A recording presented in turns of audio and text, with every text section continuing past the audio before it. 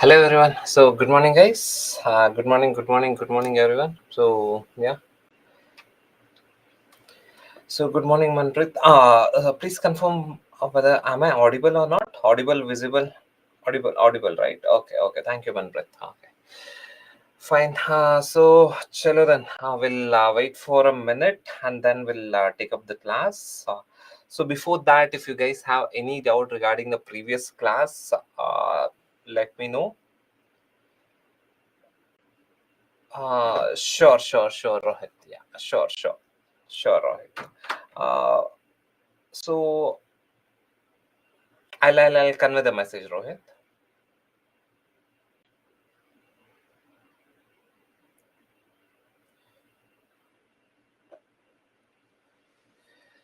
Yes, Fatima. FDI was allowed in Rajiv Gandhi's period. See, if you see the timeline, so Indira Gandhi was not very much in favor of allowing FDI. So during Indira Gandhi's period, in fact, Coca-Cola company had to leave India. But however, Rajiv Gandhi's period, Rajiv Gandhi was more in favor of aligning India with the West, so that we could get some technological benefits from the West.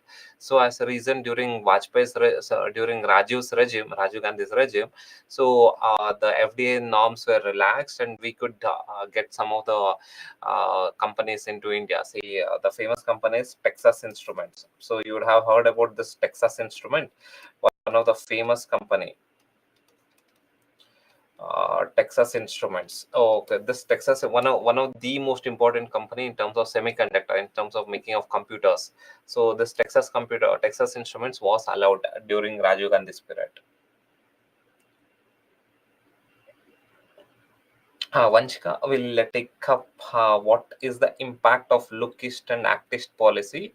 Okay, I'll give you the framework. See how what we'll do is that today we'll be completing the evolution of India's foreign policy, have a broad overview, and then we will be taking up the bilateral relation, India with the bilateral relation, India China, India Pakistan, India Sri Lanka, so on and so forth. Then after finishing the bilateral relation, then we will go towards the grouping, India Southeast Asia, India West Asia, India Central Asia, India Africa, India Europe, India North America. Clear? And after that, what we'll do is that we'll take up India with the great powers, India US, India Japan, India Russia. See, always if you analyze the questions in UPSC, see the reason why we are taking up the class like this, that in UPSC the questions are either on the basis of India versus any of the countries. Say India Sri Lanka relation, India Nepal relation, India Bhutan relation. This is one aspect, and the next aspect is India's relation with the group, a regional entity. Say India, why Southeast Asia is important for us, why Central Asia is important for us, why West Asia is important for us, why Europe is important for us. And after that, every year there's one question with India vis-a-vis the great powers. Who are the great powers? It is US, Russia, China, Japan. So these are some of the great powers. So every year there's a question on this. So later on we'll be taking up this India versus great powers. That is in the fag end of this module, the later part of the class. So now, what is the impact of lookist policy or say actist policy, Vanshika, will be taking up when we deal with India with Southeast Asia, India with East Asia.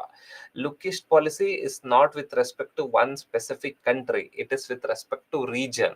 So when we take up India's relation with the region, India, why Southeast Asia is important for India, why Central Asia is important for India, during that time we'll be taking up this lookist policy. Fine. Okay. So India's foreign policy has shifted from NAM towards strategic alliance with America. Does it affect the policies with small island countries? Not majorly, Rajanish. So we haven't completely shifted our policy towards say USA. So we are maintaining strategic autonomy. So strategic autonomy in the sense we deal with USA, but that doesn't mean that we will take whatever USA says. So in fact, in the previous time when say last year somewhere around October, we there was a war between Israel and Palestine. US was supporting Israel, but we did not openly support Israel. But we our policy was slightly tilting towards Palestine. We were slightly tilting. Our policy was tilting towards Palestine. US was openly supporting Israel. So, but however, India has close contacts with US also. So yeah, and see, you India has a very close ties with Russia, despite having relation with USA. So we do maintain strategic autonomy when we deal with USA. That is strategic autonomy in the sense USA cannot force us to take any decision. We do maintain strategic autonomy. On humanitarian grounds, what, Abhishek? Yes, on humanitarian grounds, we supported Palestine. Yes, you're absolutely right. Fine. Okay, okay.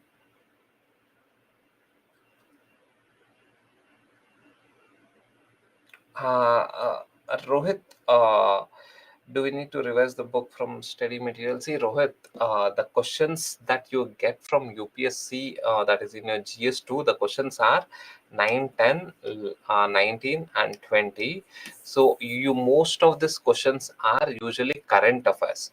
Study material, use it as a reference, but not as a source for IR. Use it as a reference. And see, again, the agenda of the class is that you should know how to write one IR answer. And give me 1 or 2 more classes. Then we'll take up the questions. I will write the answers personally, and I'll show you. Say in the first class, how I showed how actually how is the answer actually written by the toppers. See, guys, in UPSC there is no evidence as such. What works, what doesn't work, what is the right answer writing format for IR question, no one knows. The only evidence that we have is that topper's copy. So acha, this topper has written like this, he has got selected. This topper has written like this, she has got selected. If we analyze say 10-15 toppers copy, we will get to know that there is one common thing in IR questions that all the toppers are following. So it means that this common thing is working. So what is that common thing that I showed in your first class? That is your introduction has to be prepared, your structure and using of keywords. In the first class we dealt with the keywords, right? All the keywords like diplomacy, soft power, etc. All these keywords should be flaunted in the answers. It has to be there in the answers, and conclusion should be there in the answers. And again, guys, I think most of you have completed geography, right? So if you have completed geography, you should know how to draw world map and India map. So you should know how to draw world map in say 15-20 seconds, and India map in say 10-15 seconds. So whenever you are writing on IR answer, guys, you have to draw one world map, or say if required, draw a world map. If required, draw India map. See, when see how things works during mains, right? Maybe I think you have not been in touch with any person who has given mains or say cleared this exam. So what happens during mains exam is that we have 3 hours. In this 3 hour, I'm really very frank. Don't think that I'm going to read the question, generate my answer, and write it. Boss, ऐसा नहीं होता है. It is not possible because the competition is very tough. Even yeah, as I showed you this year marks, right? So marks, I think in 1 mark there were 21 people were there. 21 people, 21 candidates were there. I think that was 968. See, 968 and 969. So the person who has got 969, and between 969 and 968, I think there are somewhere around 20-21 people are there. So each marks is extremely important in your mains. So don't take it lightly. If you are sitting in the class, guys, see, early morning at 6 o'clock, you're sitting in the class, not just to get a lot of knowledge to clear this exam. In order to clear this exam, know the right strategy. So what works, what doesn't work. So in your mains examination, what works is that it's not that I have cleared the examination in one go. I have given multiple attempts, multiple failures also. So what works, what doesn't work, you should know. So in mains examination, in this 3 hours, it is not possible for you to generate the answers on your own.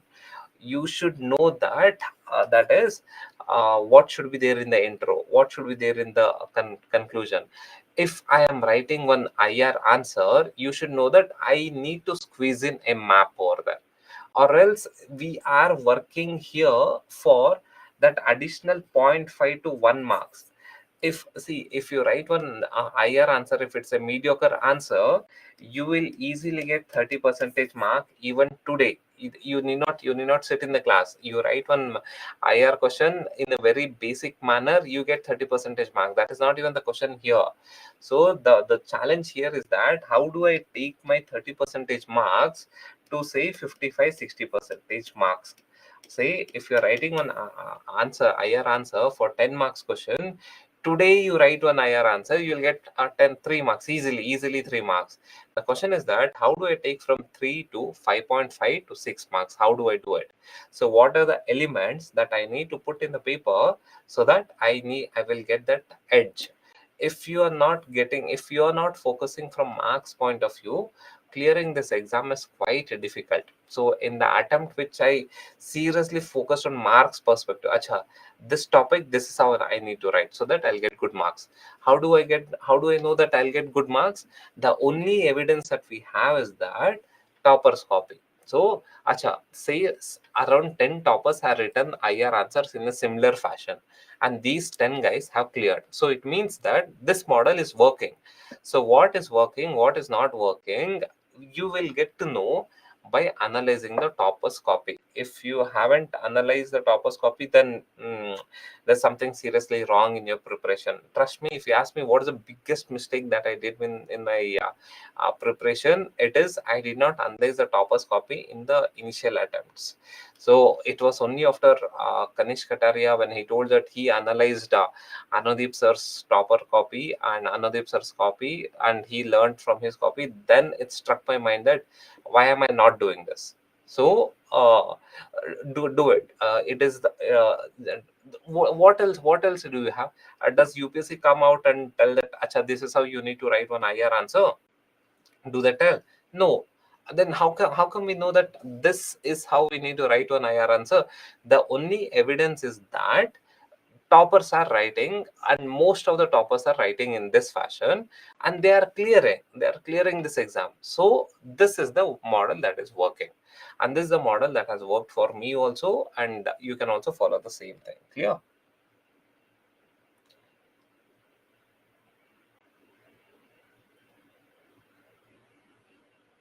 Okay, fine.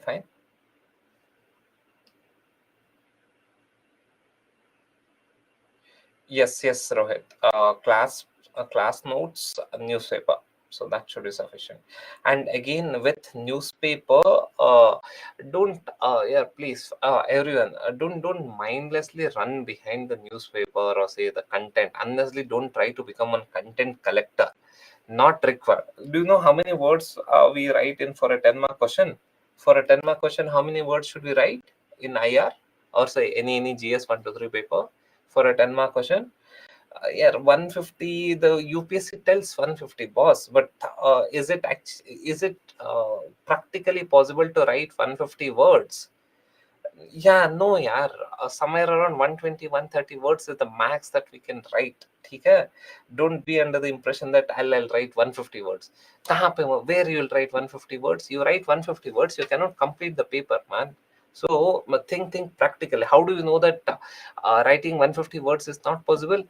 Analyze the topper's copy. Analyze, don't analyze one question. In one question I might write 150 words, or in two questions I might write 150 words. Not in all the questions, that's not possible.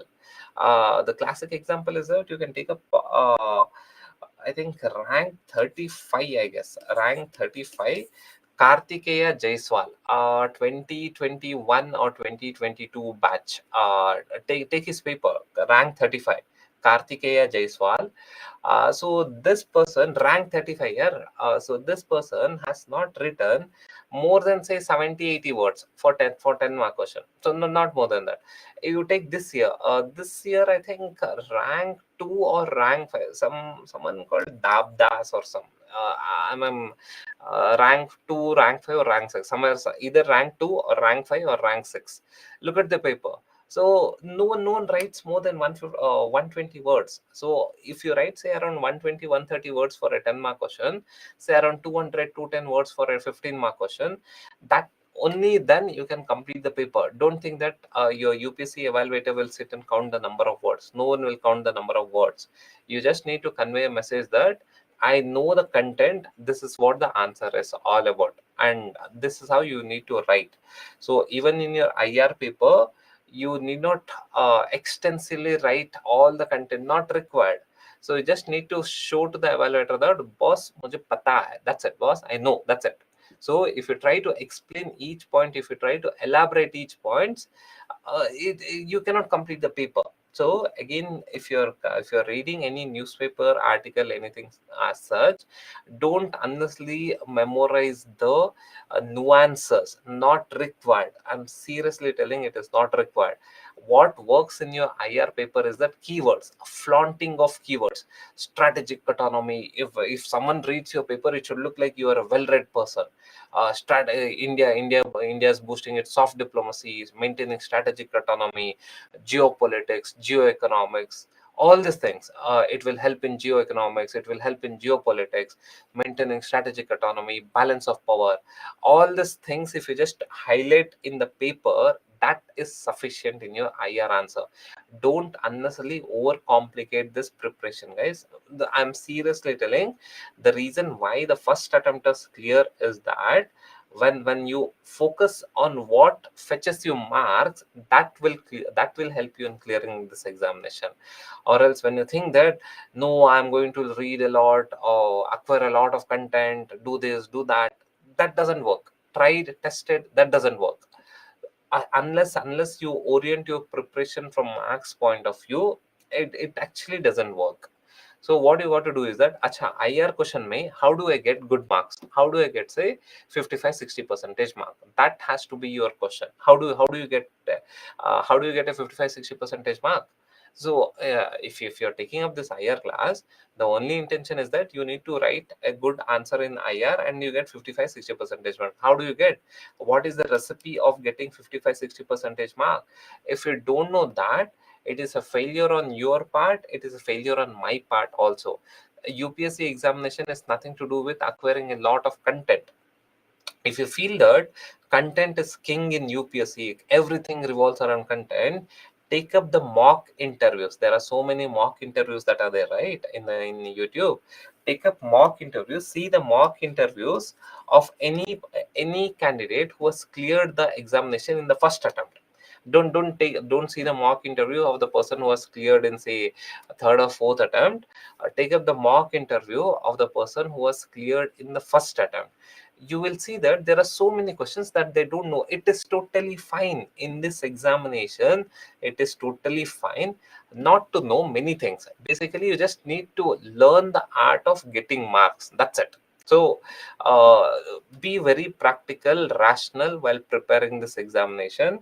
And most of you are very young, I feel. So very young in a sense, you are in your say early 20s. That's what I feel. So you're in your early 20s and you actually don't know what is the advantage of clearing this examination in your early 20s. Yeah, you will have a service of say more than say 35 years. So if you have a service of say more than say 35 years, you will be the secretary to the government of India. So look at the bigger scale. Don't think that I'm going to be a collector and so on. That's fine. That's also okay. But since you're in a very young age, most of you are in a very young age, focus from marks perspective. So when I speak with the toppers who are in their initial attempts, attempts, or say around 20 20ish, beginning part of the 20s. So that's what they say. I blindly focused on marks. So, acha, for IR question, this is what I will write. For so and so subject, this is what I'll write. This is my intro. This is my conclusion. If I'm writing one IR answer, I should quote Jaishankar, I should quote Shashi Tharoor, or I should draw a map, I should use these are the keywords. So this should be there in your fingertips and it should be there in your muscle memory. In the examination, trust me, while writing the mains answers, say question number 9, 10, 11, 19, 20, it should strike in your mind. Acha, if I'm writing question number 9, I need to squeeze in Jaishankar. I need to squeeze in Shashi Tharoor. If I'm writing one question, I have squeezed in Jaishankar. Another question, I'll write Shashi Tharoor. Another question, I'll write try to squeeze in a world map. And one more question, I'll try to squeeze in some India map or something like that. So I will teach you all these things. What has to be there in the intro? What should be there in the conclusion? What are the fancy keywords that you have to write? The keywords list is already given, and probably after China relation, in India China relation, we will take up the question, and I will teach you how to form the introduction, how to form the conclusion, and what are the keywords, how to utilize the keywords, and how to draw the map. Those things will focus. That is more important. You're sitting in the class. In order to clear this examination, for that you require marks. How to fetch marks is what we'll be focusing on. Is it clear? Acha, Srishti Dabas. Okay, she had PSIR optional. Acha, okay. I think rank 5 or rank 6 here. You can see her paper. Fine.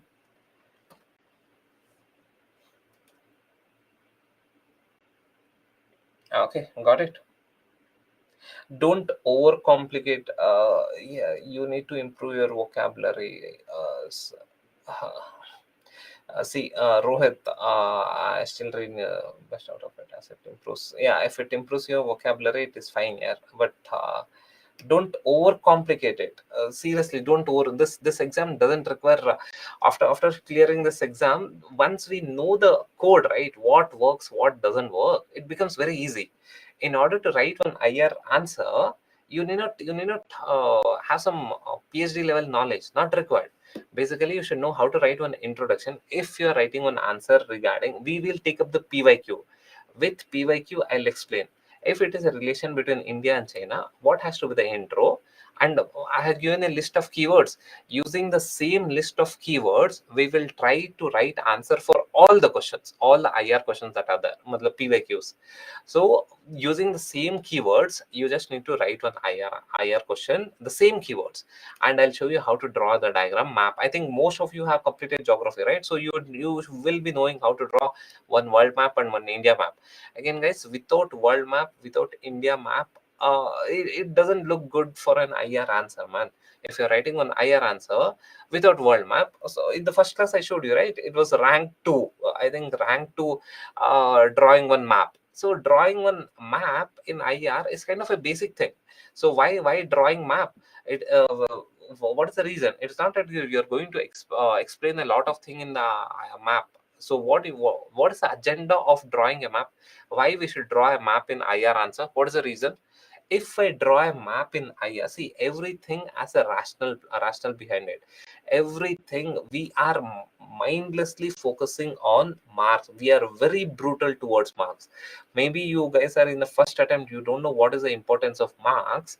When you miss the cutoff by 1 mark, when you miss the service by 1 mark, that time you will realize that shit, yeah, us question mein na, I should have put one India map. I would have got half a mark extra, and I would have got that service. So you'll not realize it now. So work for half a mark, 1 mark. This exam is cutthroat examination at the mains level. Prelims though easy, you can do prelims, but mains it is cutthroat. So for that, you have to work on each mark. So the refinement has to be at that level. So when I'm writing question number 9 in the exam hall, my muscle memory should be so much so that I should incorporate Jaishankar has told this, or say Shashi Tharoor has told this, or we should draw one world map. So all these things should come organically. It is not that I'll sit in the exam hall, acha, I'm writing on IR answer, what to generate. Boss, this doesn't work. So you might think that I can do it. I'm not underestimating your intellect, but it is not possible. 3 hours, 20 questions, it's actually difficult if you haven't memorized it. And if you think that, no sir, I cannot memorize, I will generate the content on my own, I will generate the keywords on my own during the exam, while writing exam, I'll generate the conclusion while writing exam. It's not possible. If you tell that I cannot memorize, this examination is not for you. You have to memorize introduction, basics of introduction, some keywords in the introduction, some keywords in the conclusion, some keywords in the body. So you have to memorize it. There is no alternative. And again, to draw a world map, you have to learn how to draw a world map. A world map is not just used in your IR. World map can be used in economy. World map can be used in your geography. So there are so many places where you can use world map. So drawing world map is a necessary skill in this examination. Work on skills. Again, please see here, follow this principle always in your during your preparation. Whenever you're putting some efforts, your effort has to get converted into marks. You are sitting in the class for 3 hours, and in this 3 hours you did not get any skill which is going to fetch you marks. Then it's of no use. You're honestly wasting time. And don't equate skills with knowledge. In UPSC examination, having basic knowledge is sufficient. Read the topper's copy, you will get to know the content is extremely mediocre. It shows that there's no great knowledge in the content, but the skills of writing answer is great. Like the presentation is great, the way introduction and conclusion is articulated is great. It is nothing to do with a lot of content over there. It is use of keywords, use of the fancy language. If you tell that, no sir, I can't use fancy language, then not possible. If you're not using this fancy language, someone else will use it and clear this examination. If you don't know how to utilize the keywords, say balance of power, geoeconomics, geopolitics, or say strategic autonomy, if you don't know how to use this, flaunt this keywords, sprinkle this keywords in your IR answer, someone else will write it, and he or she will clear. So if you have to be in the competition, you should know what is the standard that is going on in the market mein kya chal raha hai. Like what is the standard that is set for IR answer? How will you know? Toppers copy. What is working for this year? How will you know? Toppers copy. Take a classic example. You take up this year rank 1 paper. So this year rank 1, he is writing examples in this manner. So whenever he is writing example, he is using this triangle. So earlier, so when you put a triangle around like this, it will increase the presentation skill. It will increase the presentation of the answer. Who introduced this model? It was Shruti Sharma. 2021, right? Yeah, Shruti Sharma, 2021. So before, look at Shruti Sharma's toppers copy, rank 1. So she has introduced this fashion. This year rank 1 has used the same thing. So before Shruti Sharma, you will not find any topper using this model. So it shows that don't think that I'm going to create something new. Boss, wheel is already invented. You need not reinvent the wheel. So whatever the toppers are writing, try to implement the same thing, no? So if you have to write one IR answer, what is the best way to write one IR answer? Look at toppers copy. Acha, say not just one, look at say 5 6 toppers copy. You will definitely come across some common points among all these toppers. That's the reason they have cleared. If there is a common points among all the stoppers, so it shows that this common thing is working. So you have to incorporate the same thing. Is it clear? So Meshri, I will show when we take up the example, when we take up the answers, I will show you. Fine.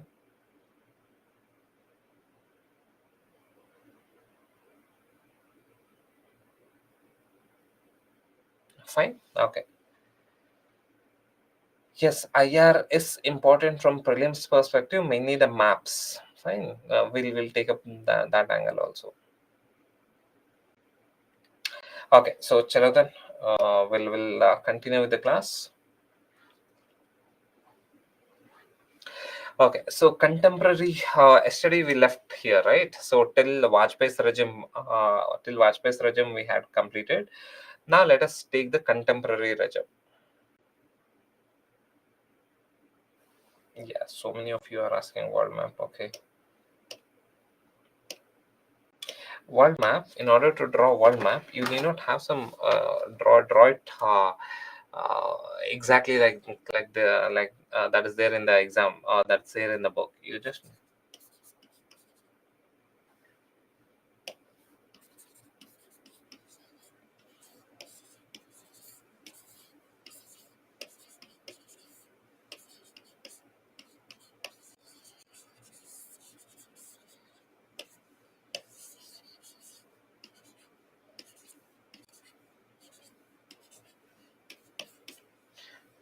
so this is sufficient. You can draw world map like this. This is sufficient. So something like this. This is sufficient. Take up topper's copy. See how they have put world map. Again here for the people whose handwriting, whose font is very small, whose in font is very small, for them world map is kind of mandatory. Yeah. In UPSC for a 10-mark question, you will have 2 pages. So if your handwriting is small, you cannot complete this 2 page with 120 or say 130 words. So if your font is very small, you cannot complete 2 pages with 120 130 words. The as a reason, what you got to do is that you have to incorporate maps over here so that you fill the page. Or else if you don't fill the page, the evaluator would think that matlab, the psychological feeling would be that you haven't completed the paper. So you have to complete till here. So if you see all the toppers copy, so they would have written till here, and from starting till here it would not be same as around 120 130 words, not even 120, yeah, somewhere around 120 words. How do you write 120 words in 2 pages? It's a challenge. So if you're sitting in the class and whenever I'm dictating the notes, try to write try to write it in say 120 words in 2 pages. That skill is important. With your own handwriting, if you don't know how to write 120 words in 2 pages, then what is the skill you are learning in the class? Just copying or say just writing it down whatever I dictate, that doesn't help you at all. In what way it's going to help you? You're thinking that whatever the content that I'm giving is some extraordinary content, it's a top secret content. Kuch nahi hai. It's a normal content. There's no extraordinary content and there's no top secret content. You'll get it. So what you got to do is that if you're sitting in the class, if you're a serious candidate, you have to write the paper, write the class notes in a UPSC booklet. I think you will be getting a UPSC booklet, right? So you can easily find this UPSC booklets. And whatever the class notes that you are writing, please write it in this UPSC booklets so that you will learn how to align your own handwriting from UPSC perspective. So if you write the class notes in some classmate book or say some A4 sheet, what is that skill you are getting? You analyze. Will it help you in the mains papers? No, it will not help, because writing in mains paper is a different game compared to writing in the A4 sheets or say your classmate books or whatever what are the books that you are writing. See, it is both are writing. So it's something like the skill that is required to fly one aeroplane, the skill that is required to fly one chopper, helicopter. So both are flying, but the skill sets are completely different. UPSC, in order to write UPSC answers, the skill sets that is required is different. In order to write answers in one A4 sheet, random A4 sheet, or say classmate book, that is different skill set. So don't think that if I'm writing in the class, if I'm dictating in the class and you're writing in A4 sheet, that's going to help you in the examination. It's not. Don't try to cheat yourself. It doesn't work. So if you're writing, if you're a serious aspirant, please try to use it in the A4 sheets, the UPSC sheets. If you don't have this UPSC sheets, take A4 sheets, put margin, and try to write, say, somewhere around 60-70 words, 70, not more than 70 words in one sheet. Try it. That's a challenge. You might be thinking that, how can I write? You have to write. Is there any alternative? No alternative. So you have to write, say, 60-70 words in one side. That is a skill. So why waste the time? If you're sitting in the class for 3 hours, why waste 3 hours? Sit in the class. Whenever I'm dictating, try to write a 60-70 words in one side. Only then you will know how to align your handwriting.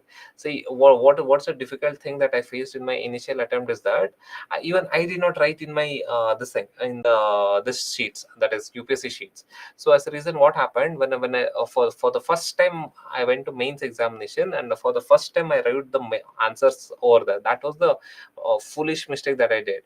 So with my handwriting and with my alignment, what are the answers what I was writing?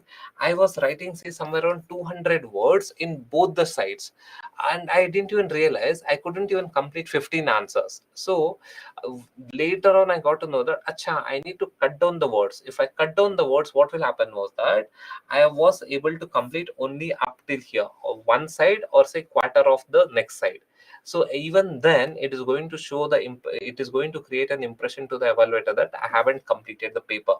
So what happened later on, I had to modify, no, I had to modify the my handwriting, that is alignment, modifying the alignment. What is the space I need to give in between the lines? That alignment is required. So when will you learn this alignment? So you will take some special classes for this. This is your own handwriting. If you're sitting in the class, learn this thing. This will fetch marks, not content.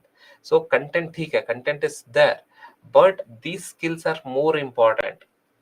So if you're sitting in the class writing any answers, or say writing the class notes, try to write it in the UPSC sheets where you are going to write, say, 70 words per sheet, not more than 70 words. And don't think that, sir, I'm going to waste a lot of paper. I want to save the earth, I want to save the environment. Boss, earth and environment will save itself. First you save your career. ठीक है? You learn the skill of writing 60-70 words per side. That is a difficult task. Why don't you try it from today? So you will know the reality. If you are giving in, say, 2024 or say 2025, you will know the reality whether can you write one mains answer or not. The basic thing to write mains answer is that you should know how to write 70 words in one side. So prepare for UPSC mains examination. Don't unnecessarily prepare for, matlab, don't think that I'm going to collect a lot of content in this session. Whatever you might be thinking that I'm going to acquire a lot of content, it is not that. Seriously, be very practical. It is not that after this entire IR session, Jai Shankar will call you up and ask what India needs to do regarding US relation or say China relation. No one is going to call you up. Don't think that I'm going to have extraordinary knowledge. ठीक है, you have extraordinary knowledge, but if you don't know how to utilize that knowledge in terms of UPSC perspective, then what is the point? What's the point of you sitting in the class? If your interest is to get some extra knowledge as some extracurricular activities, then ठीक है. If your interest is to clear this examination, work on the things that is going to help you in fetching marks. So look at the topper's copy. Look at everyone's alignment. See, if someone is writing whose handwriting is very small, so what they usually do is that they draw big diagrams. Classic example is Anudeep sir, rank 1 2017.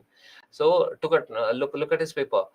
Very small. His handwriting is very small, that is font size is very small. So what he does is, like, he adds diagrams, big maps or big diagrams, so that you fill the page and your writing comes to till this end. So this is the tricks that you have to learn. So if your handwriting is small, you need to increase the spacing. Look at the spacing of compare Anudeep sir's class notes. He has also uploaded his class notes. Compare his class notes with this answer paper, so you will get to know. You'll get to know the clarity. I think that in a normal condition, he doesn't give a lot of gaps between the lines, but in the UPSC paper that he has uploaded, whatever he has written, the answer papers that he has uploaded, there he is giving a lot of gaps, because you have to come till here. If you're writing a 10-mark question, you have to come till the end. So how do you with small font size, how do you do it? You have to increase the gaps. So between the words, you have to increase the gaps. Between the lines, you need to increase the gaps. That requires a lot of skill, lot of training, guys. And trust me, you can write like this for one answer. When you are under pressure for 3 hours, your originality will come back. How do you know? Tried and tested, man, on myself. Your originality will come back. Your originality, if your originality is to write, say 120 words in one sheet, your originality will come back. Under pressure condition, your originality will come back. You need to unlearn this 120 words and relearn how to write 70 words or 60 words on one side. That is a skill. So it takes time. So why do you want to waste 1 more year, or say 2 more years, to just to learn the skill of how to write, say, 60 70 words in one side? That is the important skill.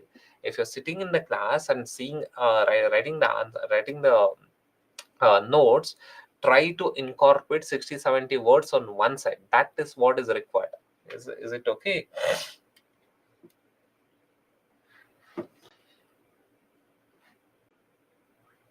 Or else, yeah, matlab, trust me, man, don't sit in the class thinking that I'm going to acquire a lot of knowledge. Bhai, knowledge rakh ke kya karoge? It is fine. It's okay. Basic knowledge is sufficient, man. Look, take rank one. I think rank one copy, rank 5, Dabas. I think rank 4 or rank 5 or rank 6. Okay, Dabas. Rank 2, yeah, rank 2. This year, rank 2's copy is excellent. So keep rank 2 copy aside. Take up rank 1. It's good. Rank 5, matlab, first attempt does, it's easy for you to learn all these things. You can easily emulate rank 1 copy. You can easily emulate rank 5 or rank 5 or rank 6. This Dabas person. So their copy, you can easily emulate last year Ishita Kishore's copy. So look at Ishita Kishore's copy. Matlab, what is that extraordinary content that she has written? But if you see her introduction and conclusion, it shows that the boss, I have also written mains multiple times. There is no way you can write such intro without memorization. In the attempt I cleared, it is through memorization. Intro, conclusion, some of the intro and conclusion has to be memorized. Say for example, IR questions. See, have you seen the paper? So GS2 paper. If you haven't seen, first look at the syllabus. What is the first topic in GS2? What is the first topic in GS2? Can someone tell? Yeah, Abhishek wrote less content. Yes, Ishita. Yes, yes. First topic is polity. Your first question in your GS2 is polity. Question number 1, question number 11 is polity. What is the last topic in your GS2? IR. Question number 9, question number 10, 19, 20 is IR. What is the first topic in GS3? Economics. Question number 1, 2, 11, 12 is your economics. What's the last topic in your GS3? What is the last topic in your GS3? The syllabus. Syllabus in your GS3? Internal security. Question number 9, 10, 19, 20 in your GS3 paper is internal security. Since again, how you have to work is that in the mains examination hall, you will not get even say even time to drink water. So again, forget about creating your own answer. नहीं होता है यार. मतलब if you are writing the question number 9, it should strike in my mind that बस इधर ना I have to write one I have to use Jaishankar. I have to draw one map, a world map over here. If I put one world map here, in the next question I need to put one India map, or say some flow chart, or some graph like that. So question number 9, 10 is done. Question number 19. Question number 19, I have already utilized Jaishankar. Now I have to either utilize Shashi Tharoor, or say PM Modi, or say someone like that. Fine. So that has to be there. So that strategy should be there in your muscle memory, or else clearing this examination becomes difficult. The reason why it becomes difficult is that it's not that you don't have content, you don't know how to write an answer. You don't know how to write an answer in a short span of time. For a 10 mark question, you get 7 minutes. In this 7 minute, almost say 30-40 seconds is gone for your reading the questions. Say you get somewhere around 6 minutes. In 6 minutes you have to write 120 words. So don't tell that I'll write 150 words. Live in reality. So 120 words, it's not possible, man. Sorry, 150 words is not possible. Somewhere around 100-120 words, that is the sweet spot. If you write 120 words with few diagrams, that is sufficient. 100-120 words. Only then you will be able to complete all the 20 questions, or else quite difficult here. So it's not possible. Okay. Don't tell that, sir, I'll write from both the hands. You write from both the hands, there's no space over there. For a 10 mark question, you get only two sides, and there's no space in this two side, and the pages are also small, so there's no space as such. Fine. So ठीक है. So this is what you want to do. Yes, C Rajamohan, you can quote C Rajamohan also.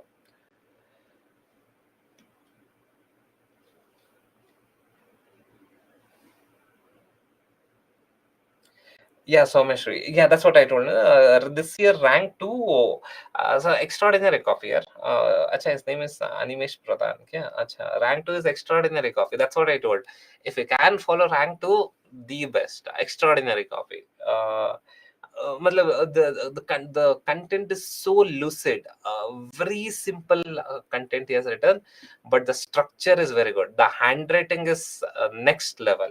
Okay, so ठीक है, but that's the reason I'm not using मतलब extraordinary level है. मतलब handwriting is very good, content is fine, structure is very good. So if you want, you can follow this year rank 2 also. Yeah, fine.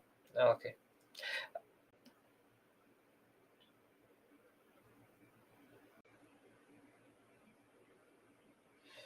Okay, so Chalana, let us start with the topic.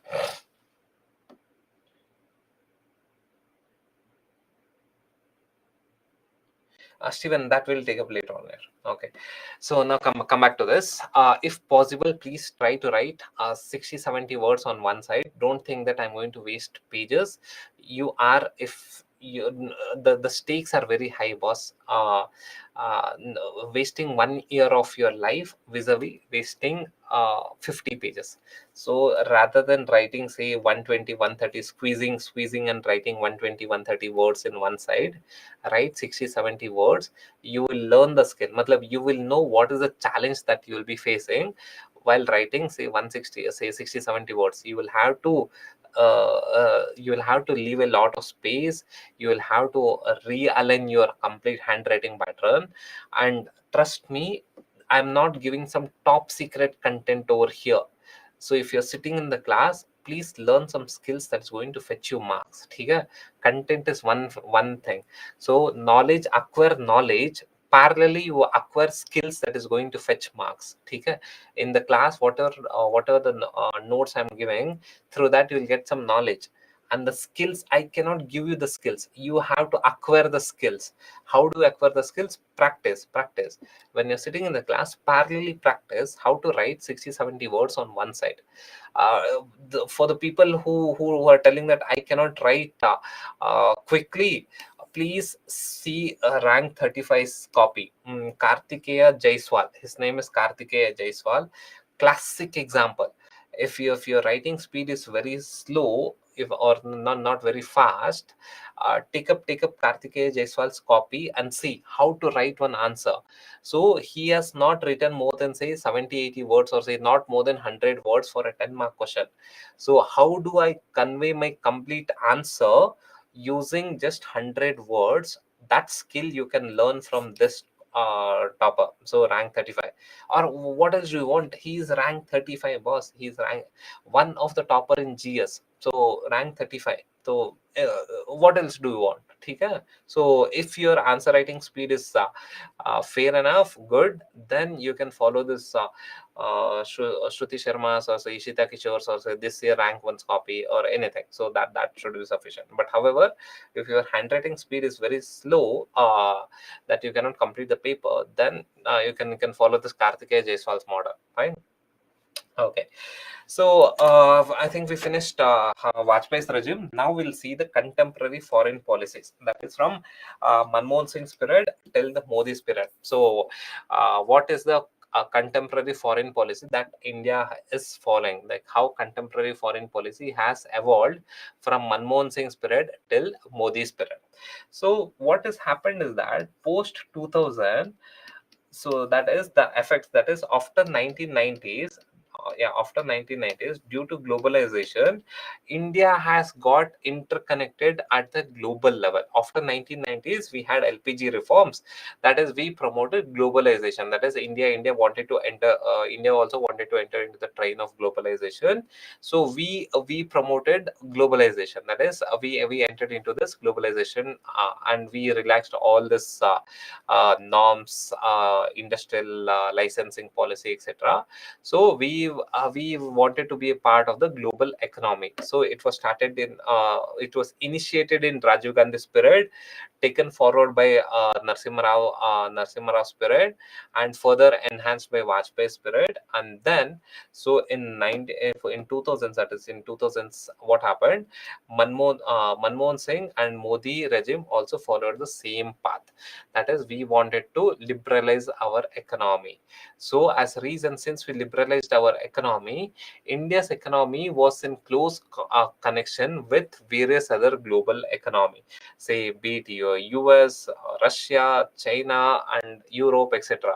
So now the challenge was that we had to balance the relation between all these countries. Earlier, during Indira Gandhi's period, we had aligned ourselves with Russia, so we did not much bother with US. But after the globalization 1991 reforms, we had integrated our economy with the global economy.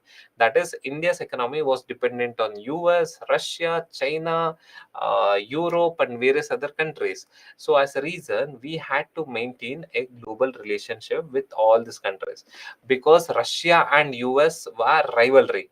But India is maintaining economic relation with Russia and with USA. So as a reason, it was a challenging. So what was the challenging factor in post 2000 was that we had to seek balance the relation between the major powers with US, Russia, China, and Europe, and various other countries. This was the main challenge that was there. That is, post 2000s, the contemporary foreign policy evolved in such a way that to balance the relationship between the major powers. During Indira Gandhi phase, we did not take these steps because we had aligned ourselves with Russia. But after 1991, due to globalization, we started integrating with the global economy. We opened our economy, and now post 2000s, the challenge was that there were conflicts. Russia, US had a conflict. Russia, Europe had a conflict. But India's economy had ties with Russia, US, Europe, China, etc. So as a reason, India's foreign policy was focused on balancing these powers, balancing the relation with these powers. So that was the policy, that was the evolution of India's foreign policy post 2000. So write down.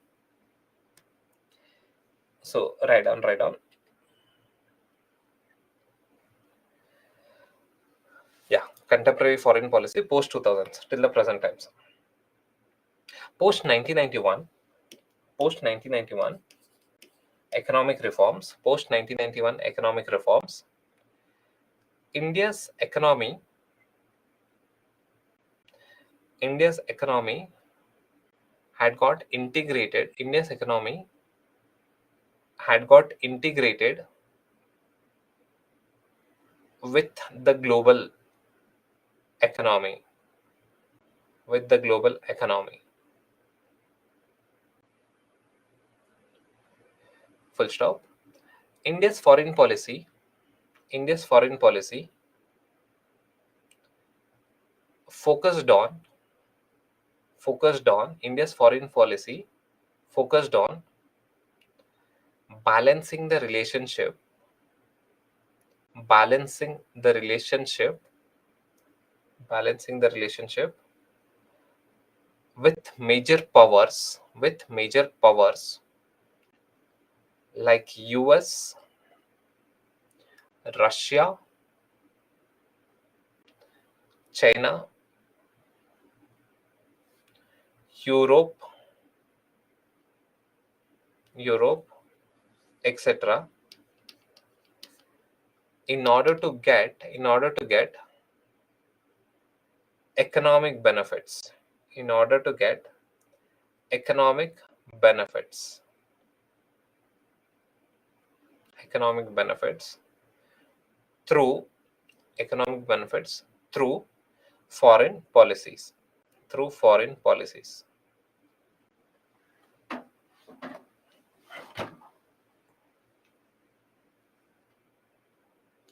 Next one, right now. So what happened? So this was at the global level. At the regional level, so India focused on regional security. So what happened? So post 2000, that is post 2000, we had a 9/11 attack. That is Taliban attacked US. So there was, and US started a war against Taliban in Afghanistan. So there were turmoil in Afghanistan. And Pakistan, it's perennial. There was internal security issues in Pakistan, militant issues in Pakistan, and even in Bangladesh. Initial period in Bangladesh, say early 2000s, Bangladesh also had militancy. So now militancy has got controlled in Bangladesh, but early 2000s, Bangladesh also had militancy, and even up till 2009, so even in Sri Lanka, there were civil wars. On and off, there were civil wars. Say, surrounding India, that is the region around India, had a lot of instability. So what happened after 2000s? The foreign policy was focusing on maintaining the regional security. Why maintaining the regional security? If there is any turmoil in Afghanistan, Pakistan, or say Sri Lanka or Bangladesh, etc., so what would happen is that their land could be utilized to act against India. When the government is strong, we can deal with the government so that we can avoid any their land to be used as to used for anti-India activities. Say for example, say when the current Bangladesh government is very strong, so what has happened is that India can deal with the current Bangladesh government and ensure that Bangladesh land is not being utilized against anti-India activities for anti-India activities. But if assuming that if the Bangladesh government is very weak due to some civil war, anti-India activities can proliferate because the government in itself is weak, so they will not have control over those militant groups. So as a reason, this militant group can act against India. Similarly, in Sri Lanka, when there was a civil war in Sri Lanka, so the government is not very strong in Sri Lanka. So as a reason, what would happen? The Sri Lanka's land could be used for anti-India activity. Similarly, in Afghanistan, when the government is not strong, Afghanistan land could be used for anti-India activities. So what happened after 2000s? So the region around India, say Afghanistan, Pakistan, Sri Lanka, Bangladesh, to some extent, had instability. So our foreign policy mainly focused on maintaining regional security and counter-terrorism efforts and strengthening the economic partnership. At a global level, what was the challenge? At the entire global level, what was the challenge post 2000, or what was our economic foreign policy? Our foreign policy at the global level after 2000 was to maintain the maintain the relation with various major powers. That is, India should have good relation with US, India should have good relation with Russia, India should have good relation with China, and so on and so forth. Even though Russia and US are kind of an enemy, but India should maintain a good relationship with Russia and US. So that was our foreign policy at the global level. At the regional level, since there were multiple instabilities around India, our foreign policy for the region, that is South Asia region, was to maintain regional security. How do we maintain regional security? How do we ensure counter terrorism? How do we strengthen the economic partnership? This was the foreign policy after 2000s for the regional level, that is at the South Asia level. Is it clear? So this was at the global level. This was at the global, yeah, this was at the global level, and this foreign policy was at the South Asia level. Is it clear? So write down at South Asia level, at South Asia level, at South Asia level, at South Asia level, due to the instability, due to the regional instability in the initial periods, in the initial periods within brackets you write early 2000s, early early 2000s, early 2000s, early 2000s, comma, India focused, early 2000s, comma, India's foreign policy focused on, India's foreign policy focused on ensuring regional security, ensuring regional security,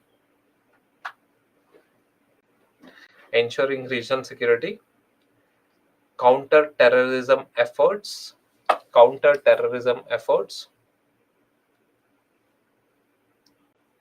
and strengthening economic partnership, and strengthening economic partnership,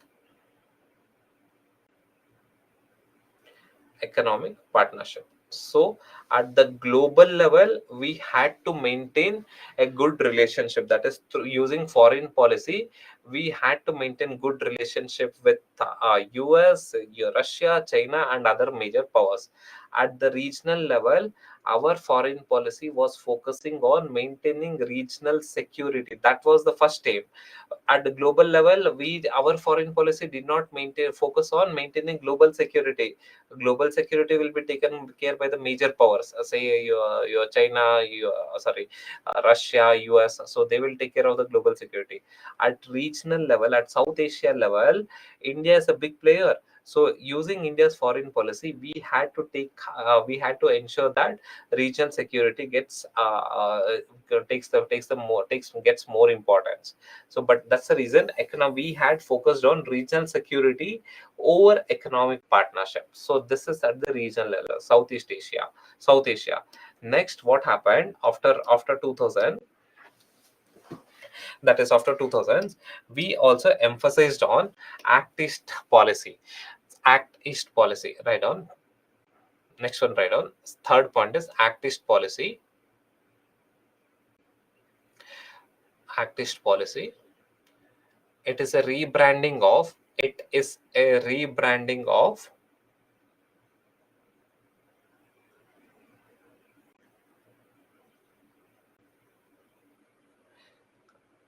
It is a rebranding of Lookist policy.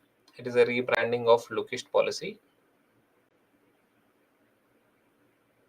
which emphasized, which emphasized on economic and strategic ties, economic and strategic ties, economic and strategic ties with economic and strategic ties with the Southeast Asian countries, with the Southeast Asian countries. So even Manmohan Singh, even Modi is following the same approach. That is, we are emphasizing on the Southeast Asian region. And along with this actist, now we are also in the recent time, that is post that is in the current Modi's regime. So the foreign policy has also shifted. Earlier we were focusing on this region, that is Southeast Asia region. Now we are focusing on this Indo-Pacific region. So this is Indo-Pacific region. So earlier during Manmohan Singh's period, so our focus was on this region. Now during Modi's regime, we also focus on this region, but also now we are emphasizing on Indo-Pacific region. So why Indo-Pacific region is that in the second tenure of Obama, so Obama emphasized that Indo-Pacific region is important. So for US, this was Atlantic region. So this is your Atlantic, this is your Europe, this side is Europe. US was earlier focusing on Atlantic region, that is North Atlantic region. But whereas during the second tenure of Obama's, when Obama became president for the second time, then he emphasized on Indo-Pacific region. That is, US should start interacting more with the Indo-Pacific region. And as a reason, India also felt that now US is focusing on Indo-Pacific region. It would be better for India to also focus on this Indo-Pacific region, because during Modi's period, India and US were started becoming very close. That is starting from post 2014, India and US started becoming very close. Now that Obama has started emphasizing on Indo-Pacific region, India also started emphasizing on Indo-Pacific region. Is it clear? So write down. Post 2014, India India started post 2014. India focusing on started focusing on Indo-Pacific region. India started focusing on Indo-Pacific region. Indo-Pacific region to increase its economic and defense ties. To increase its economic and defense ties. To increase its economics and defense ties. Defense ties. Full stop. It also focused on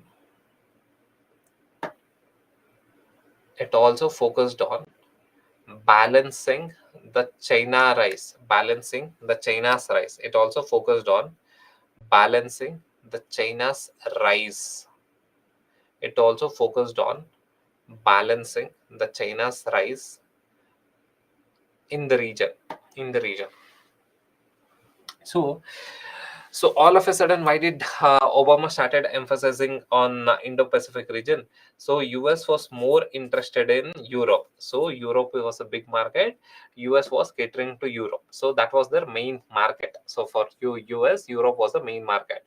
But why did Obama emphasize on Indo-Pacific region?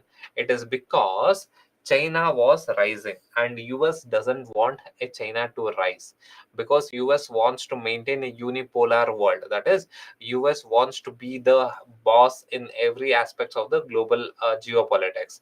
But China is also rising. US doesn't want China to rise, or say China to become a big power. So as a reason, US started emphasizing on the Indo-Pacific region. That is, US started building close relationships with the Indo-Pacific region, so that US could curb the China's rise. And India was one of the important partner to US, who can help in curbing the China's rise. That is, and India also wanted the same thing. India also doesn't want a strong China at its neighbor. When China is very strong with its strong military, it can also be a threat to India. So India doesn't want that. So India doesn't want China to rise, but India wants China to rise peacefully.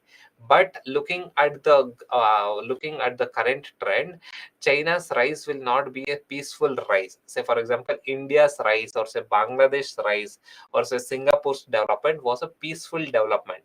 We did not harm any other country. So Singapore's development did not harm any other country. But whereas that will not be the case with China. So as a reason, US also doesn't want that. India also doesn't want that. US also doesn't want China to rise, because US wants to maintain its hegemony at the global level. So as a reason, US started focusing on Indo-Pacific region, and India doesn't want China to rise, because China is not a democratic country. China is a kind of authoritarian country, and China's rise will not be a peaceful rise. So India doesn't want that. So as a reason, what happened post 2000? So India started engaging with all this Indo-Pacific region. So who are this Indo-Pacific region? This is Australia, this is US, so this is US, and this is Japan. So again, India started engaging with the Indo-Pacific region, so that India could control the China's rise, that is balancing the China's rise. Is it clear? Fine. So China is socialist country. For namesake, it is socialist country.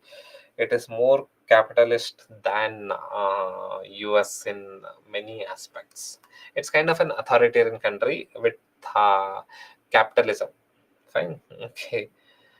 Okay. So China is not a socialist country. Well, for namesake, they're telling they're a socialist, say communist country. So they're more capitalist. Fine. So then what happened? So we started engaging another aspects after 2010, or say contemporary foreign policy, is that India started engaging with the with African Union, also with Africa. That is, it was not all of a sudden. So even Manmohan Singh's regime also started emphasizing on India-Africa relation. But however, the same policy was carried forwarded by the current regime, that is Modi's regime also. So write on next point. Write on active active engagements active engagements with Africa. Active engagements with Africa. Active engagement with Africa through India Africa Forum Summit. Through various India Africa Forum Summits. Through various India Africa Forum Summits. Through various India Africa Forum Summits. Fine. So for the next line, right on. India also pushed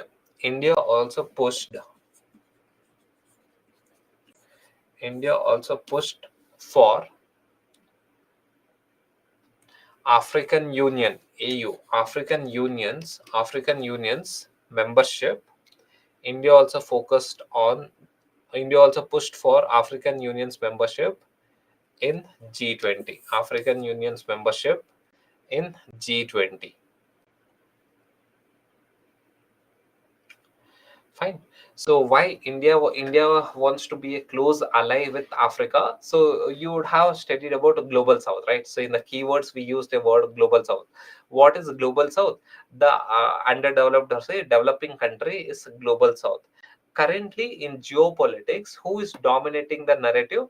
The Western world is dominating the narrative. Even in all the global institutions, who is dominating? The Western world, that is the US and Europe. They are dominating even in the global institutions like IMF, World Bank, UN, etc. They are dominating. Now why India is moving closer to Africa is that we can gain numbers. So then we can play with the number game. The Western world is playing with the money game. They are powerful, they are militarily powerful, they are economically powerful. But what India wants to do is that we will grow in terms of economy, we will grow in terms of military, but we will have to use the number game. Number game in a sense, if more number of countries supports India, India can look, India will have a better position at the global level. So African Union has over somewhere around 50 countries, around 50 plus countries. So by engaging with Africa, India will get somewhere around 50 votes at the international forum. So that is one aspect why India's foreign policy is engaging with Africa, deals with engaging with Africa. And secondly, Africa is an emerging market. It is a developing market. It is a growing market. We can sell our goods and services to Africa. So, and thirdly, China has started influencing a lot on Africa, and we don't want that. So that is one aspect also why we are engaging with Africa. So these are the aspects. When we take up India Africa relation, we will go in detail. Now have a brief understanding about this evolution of India's relation with Africa. Then what happened in post 2000s, India started actively engaging with the diaspora. So what do you mean by diaspora? So diaspora means, so these are the Indians who are residing in other country. So that is those people are called as Indian diaspora. Say if you go to US and settle there, you are Indian diaspora. You go to say any other country and settle there, you are Indian diaspora. So post 2000s, India started actively engaging with diaspora. The reason is that the Indians who emigrated from India, the Indians who left India and settled in various other countries, were kind of empowered people, in the sense they had very good contacts with the host government. Say Indians had very good contacts with the US government. Indians played a very crucial role in their economy. So the stature, that is Indian diaspora stature, was very high in their country. So what happened after 2000s, we started engaging with the diaspora. We started influencing that country's government by using our diaspora. That is, Indian diaspora had very close contact with the host government, so Indian diaspora had very close contact with the US government. So what we did was, rather than engaging India with the US government, what we did, we will engage with the Indian diaspora. We will force Indian diaspora, or say we will ask Indian diaspora to force the US government to give some favorable deals to India. So that aspect was also seen in post 2000s. Post 2000s, India actively engaged with Indian diaspora, that is Indian government. Our foreign policy dealt with actively engaging with Indian diaspora, so that these Indian diasporas could help India in various ways. That is, these Indian diasporas are highly empowered. So as a reason, they have a lot of money. They can invest in India. That is one aspect. These Indians who are in various countries, they are highly empowered. They have very close contact with various governments. By using this diaspora, we can influence those governments. So as a reason, we can build a good relationship with those government. That aspect was also explored after 2000. So if you see the famous agreement, that is India US nuclear deal, in this India US nuclear deal, one of the important players were Indian diaspora. The current EM, External Affairs Minister Jaishankar. So he was one of the important player in this negotiation. That is India US nuclear deal. So along with Jaishankar, the Indian diasporas in US played a crucial role. That is, Indian diasporas actively engaged with the US government to negotiate this deal. Along with Indian ambassadors, Indian IFS officers, we also utilize the Indian diasporas to engage with the US government to negotiate this deal. So these are the aspects that we explored after 2000s. And now, even now, say this was mainly initiated by Manmohan Singh's regime, and it was taken forward by the Modi regime. So whenever you would see that whenever Modi goes to any countries, he engages with the Indian diaspora. The reason why he engages with Indian diaspora is that the Indian diasporas are one of the empowered communities in those countries. In the sense, they are they run companies, they help in policy making, etc. So by using this relationship, we can establish a good contact with the host government. So that's the reason why any prime minister, say any head of the state, when they go to abroad, they engage with Indian diaspora. Is it clear? So write down. So yeah, write down. Post 2000, there was an active engagement. Post 2000, there was an active engagement with Indian diaspora. There was an active engagement with Indian diaspora in order to in order to push India's interest, in order to push India's interest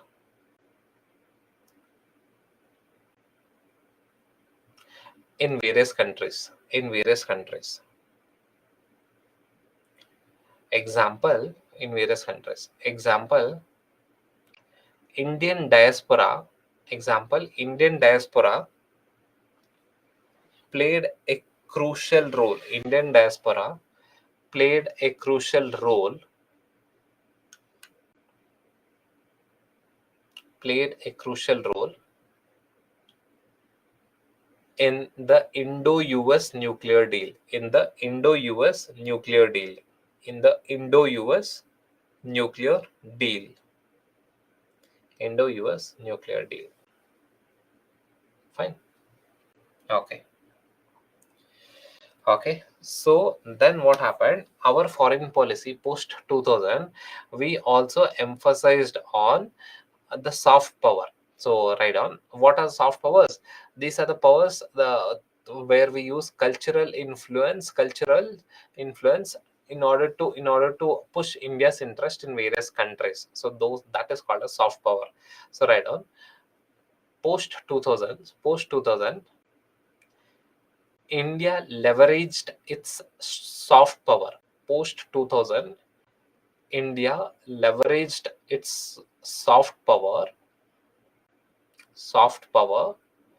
to increase, to push its interest, to push its interest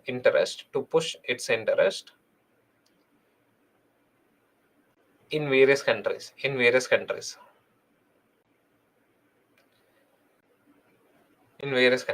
example, yoga. Example, yoga.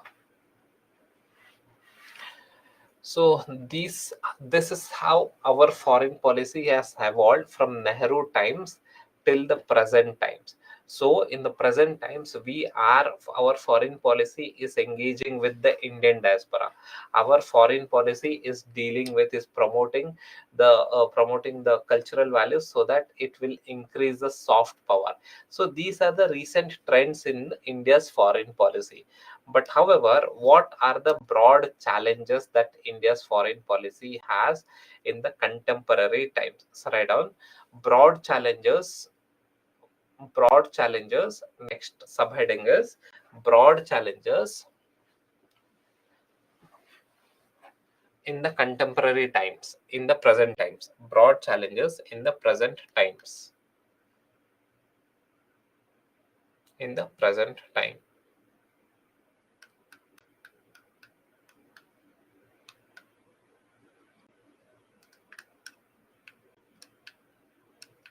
Fine.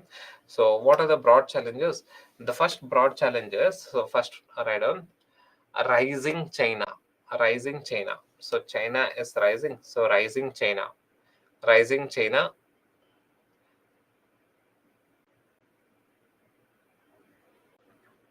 Yeah. Within brackets you write, China is seen as not a friendly country. China is seen as not a friendly country to India. Again, while writing answers, you don't write enemy country. We cannot tell that China is an enemy country. So we cannot tell. So China is seen as not a friendly country. We'll not tell it as an enemy, but the phrase that we use in your IR is that not a friendly country. So since China, which is not a friendly country to India, so it is rising and it is in its neighbor. It is in India's neighbor. So if China is rising and it is in India's neighbor, and this China is not a friendly country, then it can affect India in various aspects. And the next one is, right on, balancing the relation with US and Russia. Balancing the relation with US and Russia.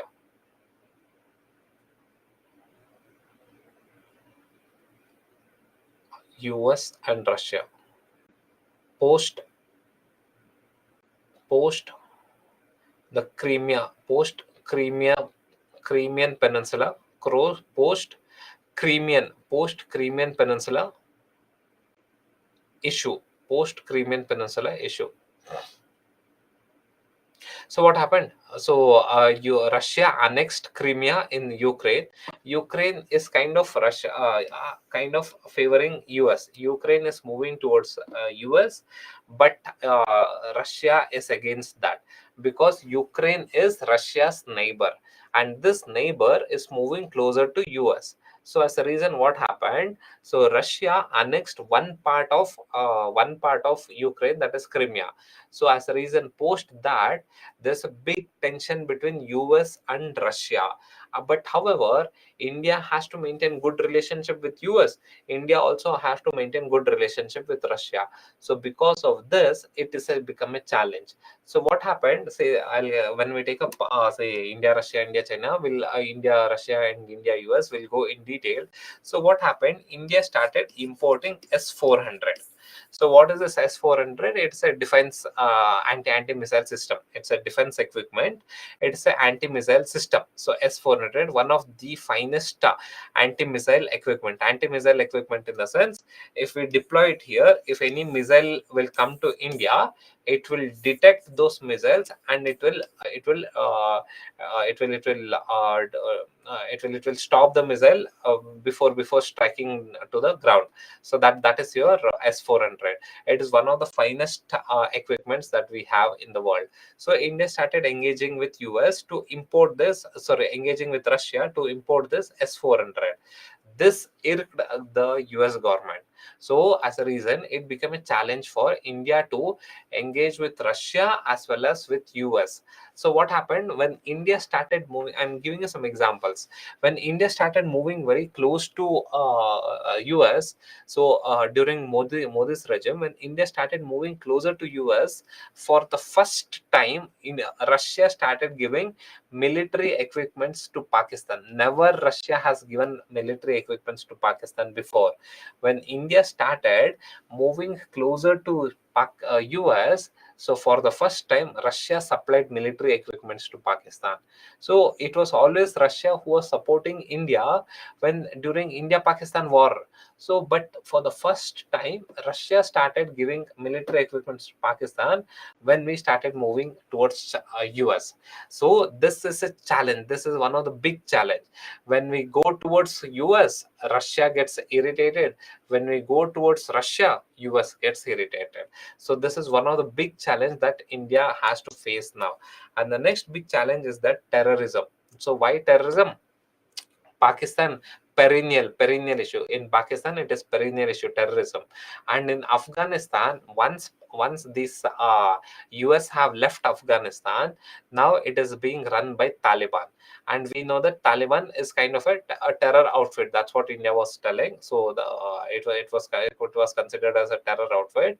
And again, Taliban's land and Pakistan lands could be used for anti-India activities. So this is another challenge at the regional level. At the global level, the challenge is that China is rising, which is not a friendly country to India. At the global level, what is the challenge is that we have to maintain a balance between US and Russia. But at the regional level, what is the challenge is that terrorism from Pakistan, terrorism from Afghanistan. So these are the challenges. Okay, so right now, terrorism, regional level, regional level, regional level challenges. Terrorism from Pakistan and Afghanistan. Terrorism from Pakistan and Afghanistan.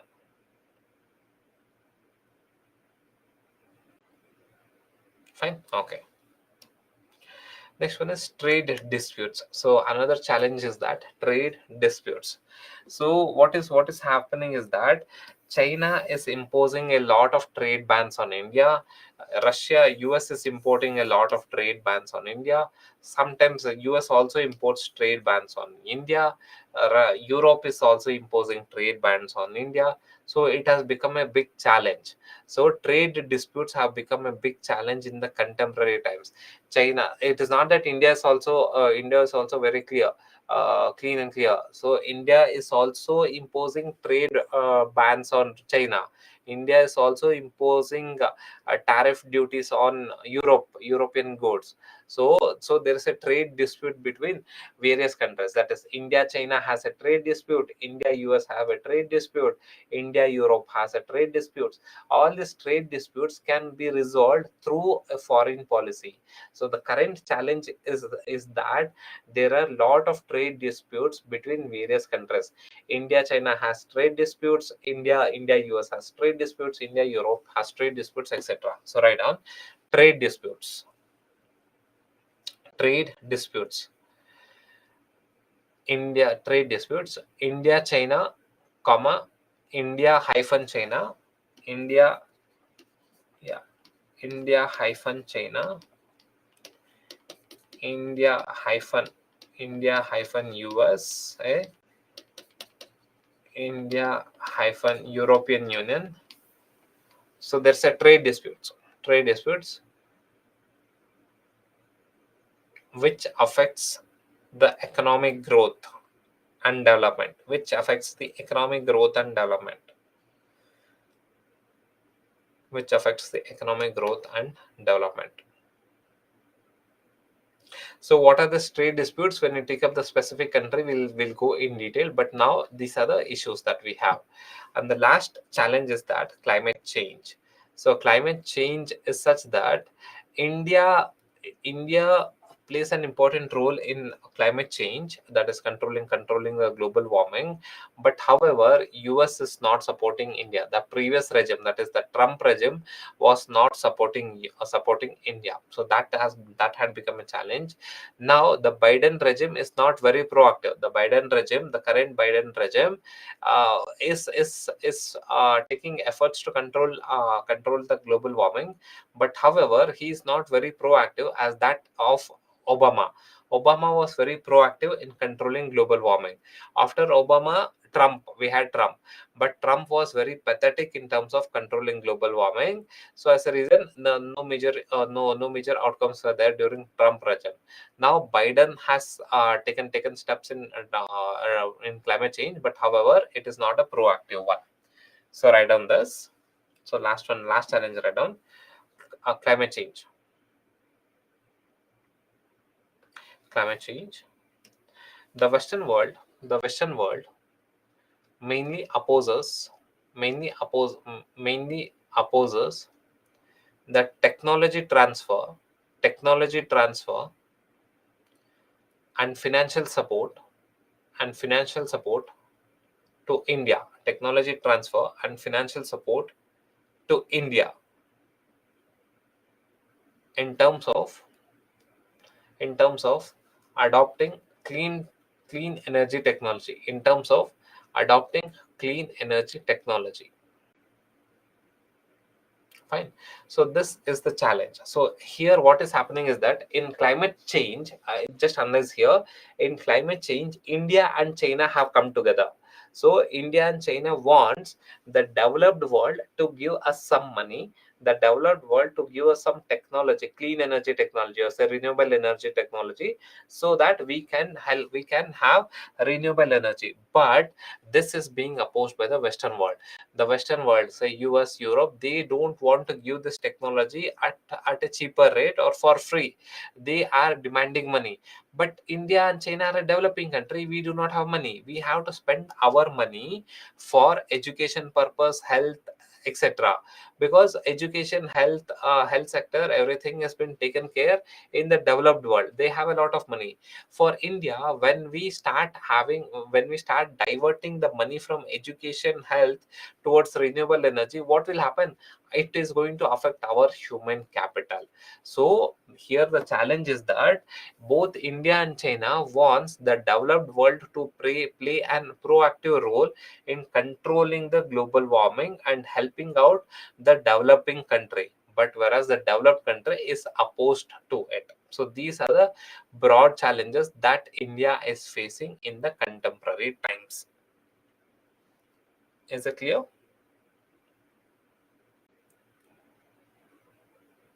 Okay, fine. So now we'll take a short break. So with the class 7:35. So we'll have the class at say 45, so 7:50. So please come back at 7:50.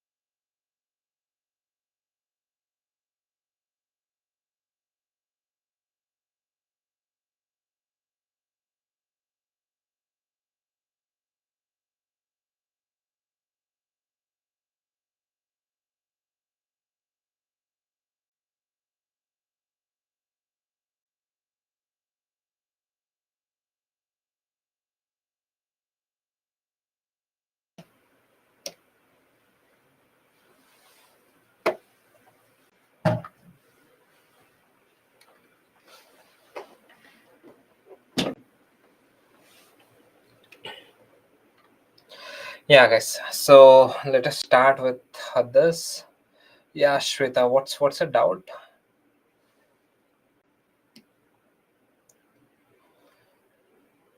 No, we there's no official beginning of Cold War as such between Russia and US. Yeah.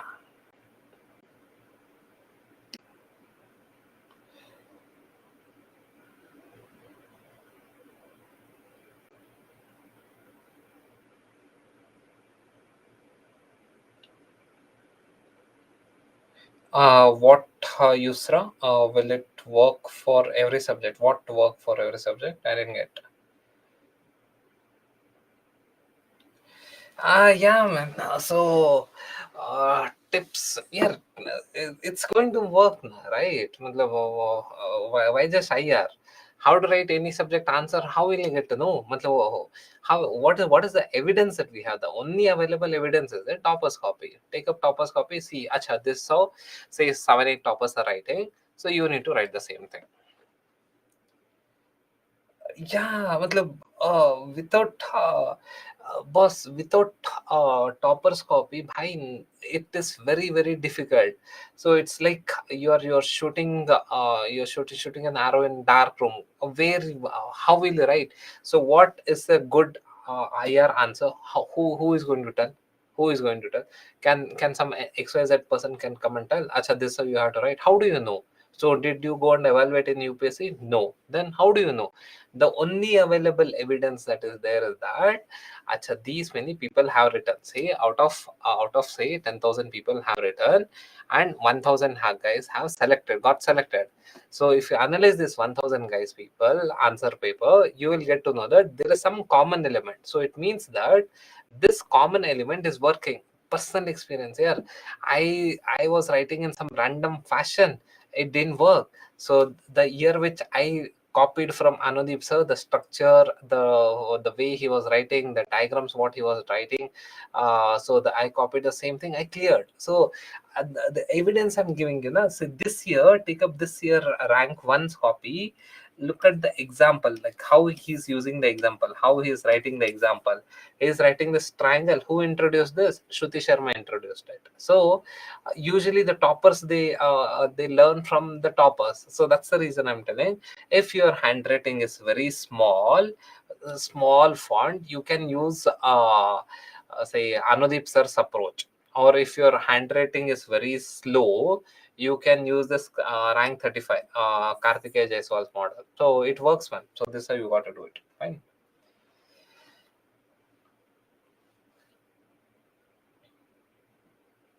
PPT not uploaded. I'll ask them to upload here.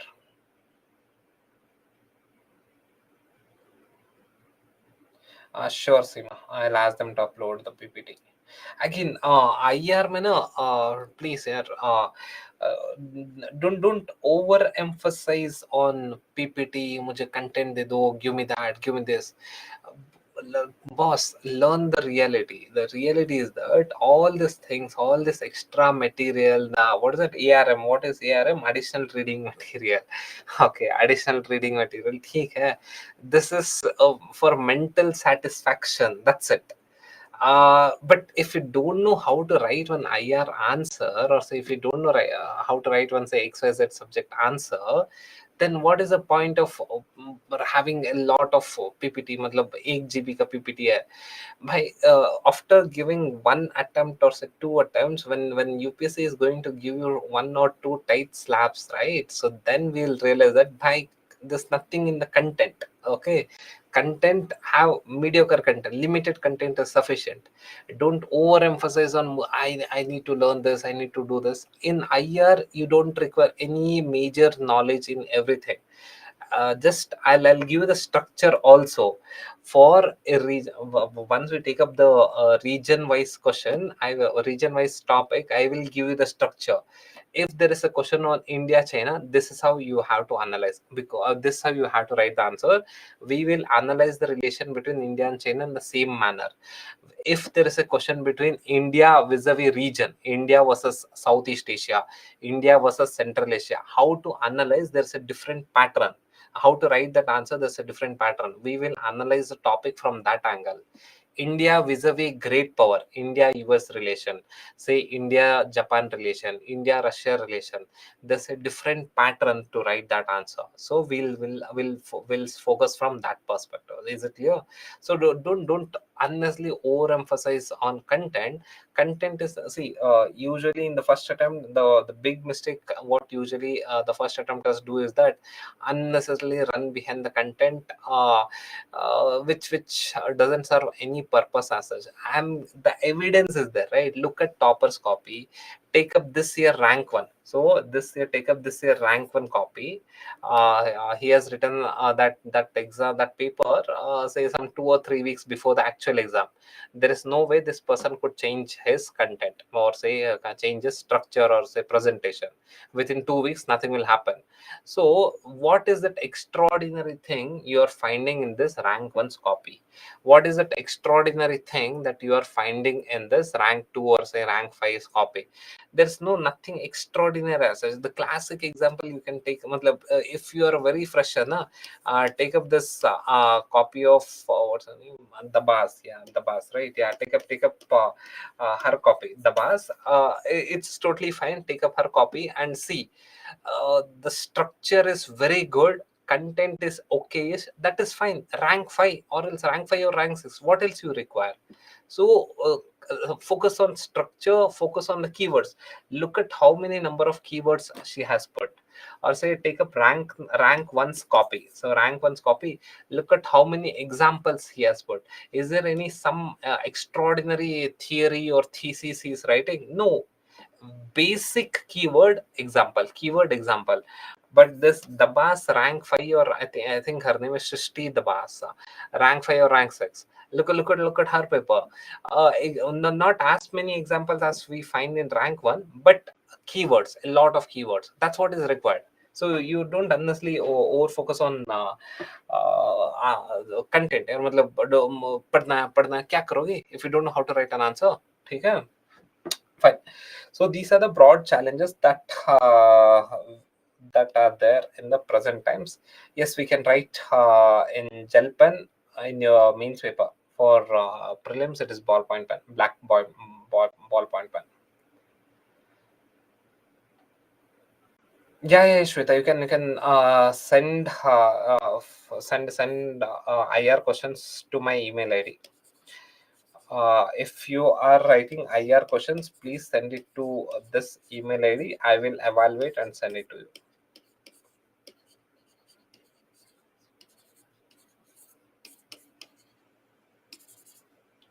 At byju's.com.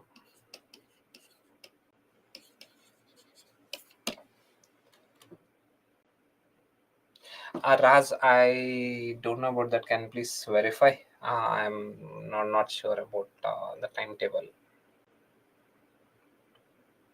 Okay. Yeah, just type their name, man. Toppers copy, you type in Google, you'll get it up. Vaibhav. Okay. Yeah, same approach, optionals.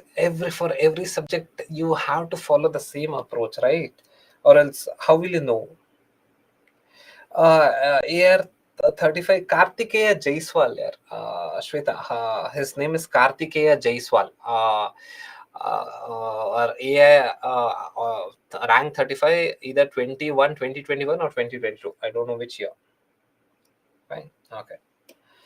Okay, so now, so what happened? So Jaishankar, so he has, now please focus here. Please come here. Okay, now Jaishankar, what he has done is that, so he has divided India's foreign policy into 6 phases. So he has divided India's foreign policy into 6 phases. So whatever we have studied from from Modi, so sorry, from Nehru till Modi, that is fine. So what Jaishankar has done is that he has divided the foreign policy from Nehru till Modi into 6 phases. We will just briefly go through it. What is Jaishankar telling about India's foreign policy? So, write down. So, Jaishankar's, that is 6 phases of India's foreign policy by Jaishankar, S. Jaishankar. So, write down 6 phases of India's foreign policy by S. Jaishankar. S. Jaishankar. S. Jaishankar.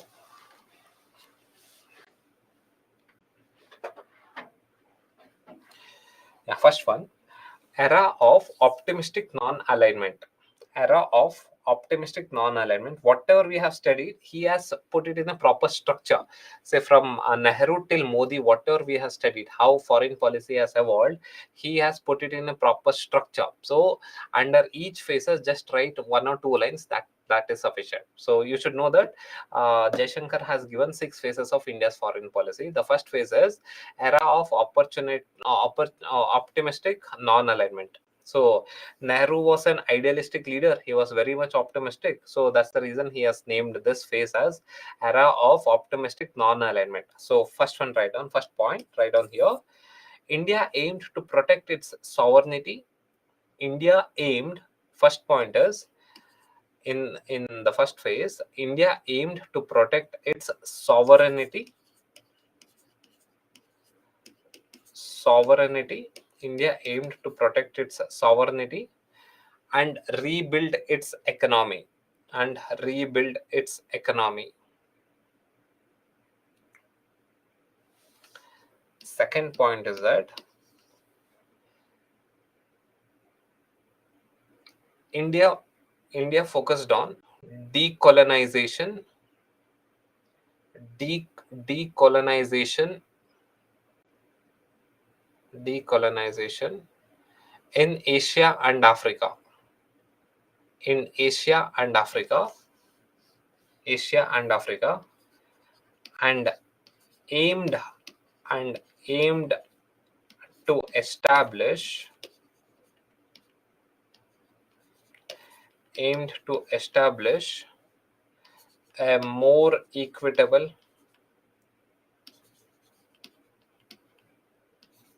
world. Aim to establish more equitable world. Third one is emphasized on neutrality. Emphasized on neutrality. Emphasized on neutrality, which led to creation. Emphasized on neutrality, which led to creation of NAM. Which led to creation of NAM. NAM is non-alignment movement. Which led to creation of NAM.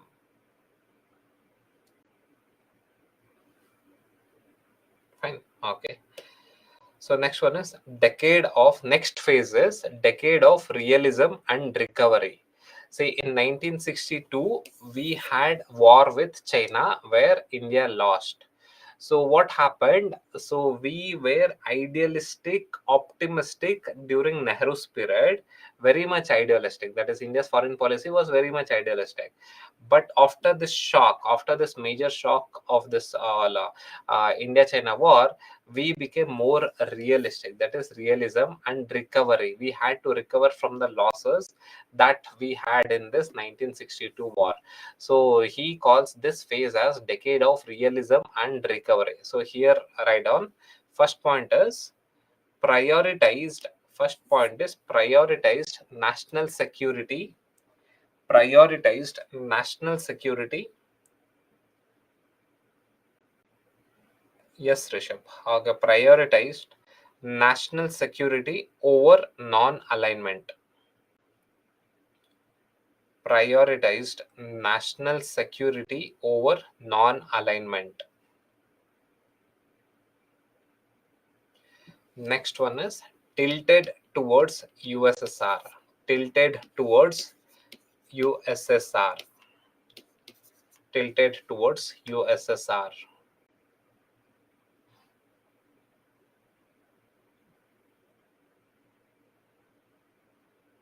Tilted towards USSR. Okay. tilted towards USSR. So what happened? That is prioritized national security over non-alignment. So in Nehru's period, so in this phase, we were more emphasizing on this NAM, non-alignment movement. That is, we prioritized that we should not align ourselves with US or USSR, and we were more idealistic. That is, no country will have to harm each other. There has to be peaceful coexistence, etc. That was the idea during Nehru's period. Our foreign policy promoted Nehru's Panchsheel policy. What are the Nehru's Panchsheel policy?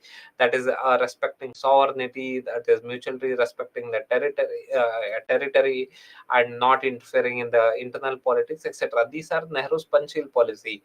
India's foreign policy was promoting this, but it was more idealistic. No country had followed this. Nehru was very idealistic. He was optimistic person, so he did this. But China did not do that. So we prioritized NAM, non-alignment movement. That is, we did not align ourselves with US or USSR. But what happened after this 1962 war? When India lost in 1962 war, we got a reality check. That is, it is not possible for us to be neutral and create some idealistic views about the world. That is peaceful coexistence, respecting sovereignty, etc. That is not possible. So as a reason, our foreign policy emphasized on ensuring national security, prioritizing national security over non-alignment. Okay, non-alignment will be neutral, but however, for us, national security is more important. In order to ensure national security, if I have to align with either US or USSR, I will do that. So that was our stance. Whereas in Nehru's period, the stance was that we will not align with any of these entities, that is US or USSR. But whereas in after this 1962 war, when we lost, we had to prioritize national security over non-alignment. The principle of complete neutrality was left out, and we prioritized national security. As a reason, Indira Gandhi signed a friendship treaty with USSR. So this what does it show? We did not prioritize neutrality. We prioritized national security, and we tilted towards USSR. So this is the second phase on the Jaishankar's approach, and the third one is right on the phase of regional assertion. So regional assertion. Pari, which point? Which point? Or a regional assertion. Third one, third phase, right on. Phase of regional assertion. So right on. It showed India's foreign policy showed strong military power, strong military power in 1971. Strong military power in 1971 war. Strong military power in 1971 war. Next point, write down. This is first point. Second point, write down. India faced, second point, India challenges, faced from challenges from US, Pakistan, China alliance.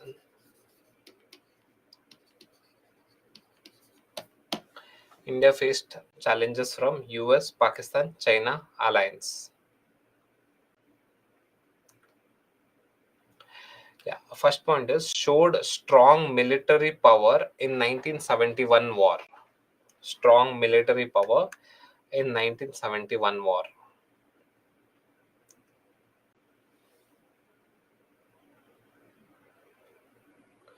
It was with a war with Pakistan. So 1971 war with Pakistan. We call it as Bangladesh Liberation War. Okay. Okay. So next one is, so Pakistan, China was supporting Bangladesh. Sorry, China was supporting Pakistan. So India was supporting Bangladesh in that war. So next one, right? Quest for strategic autonomy. Quest for strategic autonomy. This is the next phase. So what happened in 1991? What happened to USSR? USSR got disintegrated. So USSR got disintegrated. In 1991, we had LPG reforms. That is, we had liberalization in India. That is, economic reforms was going on in India, and USSR had declined. That is, USSR had got disintegrated. In this phase, we wanted to maintain strategic autonomy. So strategic autonomy in the sense we will take our own decision in an autonomous manner. That is, here after the disintegration of USSR, only US was had become a only US had become the major power. So the world had become a unipolar world. US was the only power. But since US was the only power, we had to maintain strategic autonomy. We did not want to succumb to the pressure of US.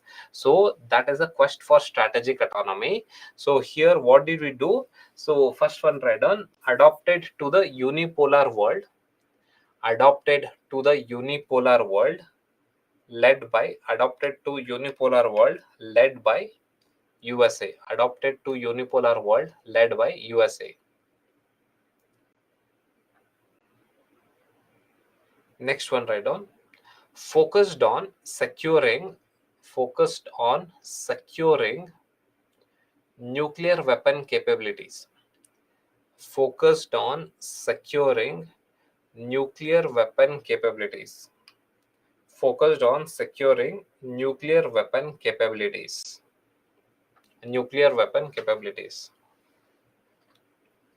So what happened in 1998? Pokhran test, Vajpayee's regime, we had Pokhran test. So third one is increased engagement with third point is increased engagement with US, Israel, increased engagement with US, Israel, and ASEAN. US, Israel, and ASEAN. Increased engagement with US, Israel, and ASEAN.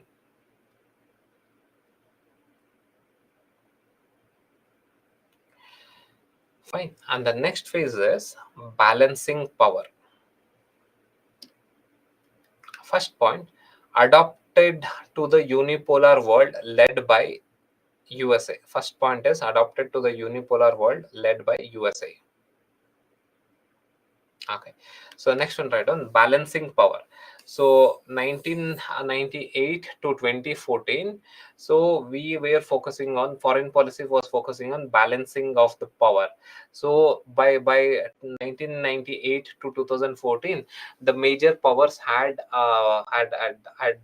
started showing their influence across the world. US, Russia, because after Putin had emerged, so Russia started asserting its influence across the world. And after President Xi, that is the current president of China, when he became the president, he started asserting China in the world's forum. So what happened? We had to maintain a balance of power.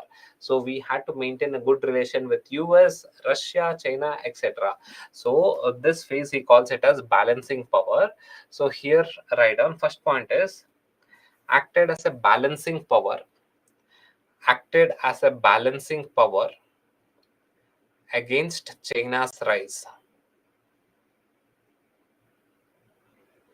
acted as a balancing power against China's rise.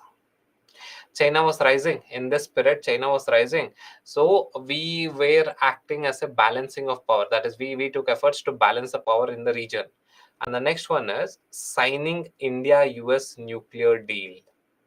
Signing, second point is signing India-US nuclear deal. Indo-US nuclear deal. Signing Indo-US nuclear deal. Third one is maintaining ties with Russia, China, maintaining ties with Russia, China, and BRICS. What is BRICS? We'll see later on. Just write on the BRICS, BRICS. Maintaining ties with Russia, China, and BRICS.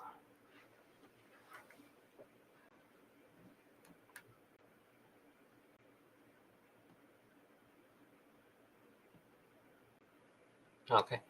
And the last phase is energetic diplomacy. Energetic diplomacy. Energetic. It is energetic.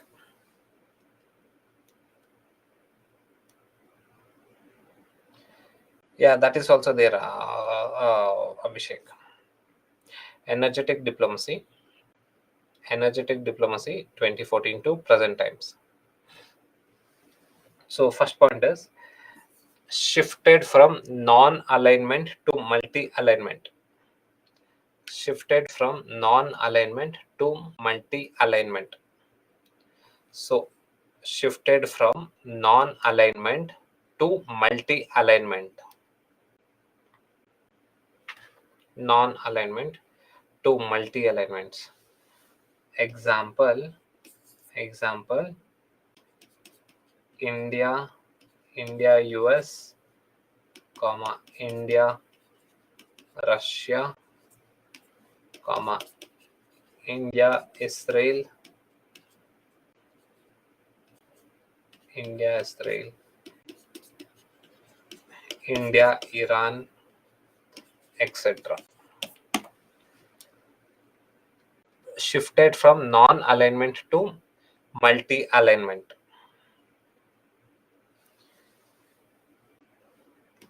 Okay, next one is became more assertive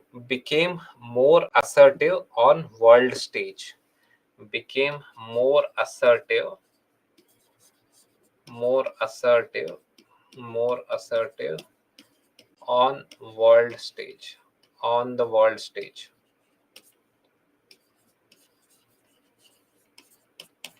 Became more assertive on the world stage. India, Israel. So this is India, Israel. India, Israel. This is India, Russia, India, US, India, Iran, etc. So what happened during Modi's regime, that's the present regime, 2014 to the current times, India became more assertive in the world stage. Third one is active role in global negotiations.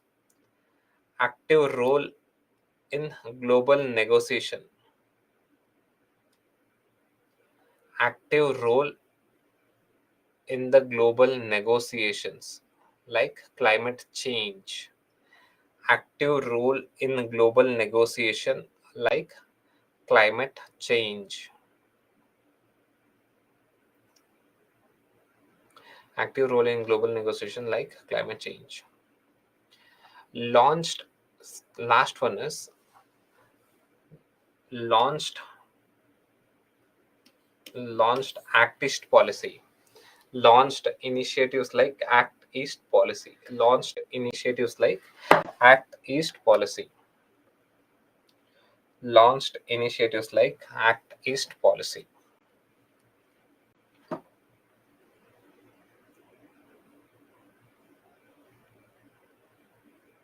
Fine. Okay, so this is the evolution of India's foreign policy from Nehru till the current Modi government. You should be very thorough with the evolution. So don't go too much in detail or say the nuances of this nuances in each of the stages, but you should have a broad idea how India's foreign policy evolved. Now we will take up the topic. So that is India and its neighborhood policy. So this is a topic from the syllabus. See, Abhishek, all this active role in IOR, all these things that we know, but Jaishankar hasn't mentioned it. So whatever we are writing here, this is given by Jaishankar. So we cannot add extra content to it. So we know all this content, but yeah, fine. Okay. So write down India and its neighbor. The topic is India and its neighbor.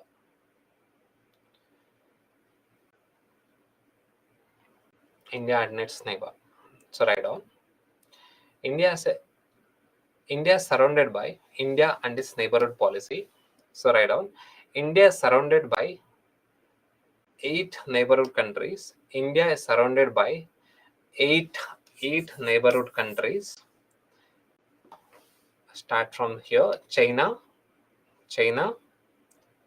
8 neighborhood countries: China, Bhutan, Myanmar, China, Bhutan, Myanmar, Sri Lanka,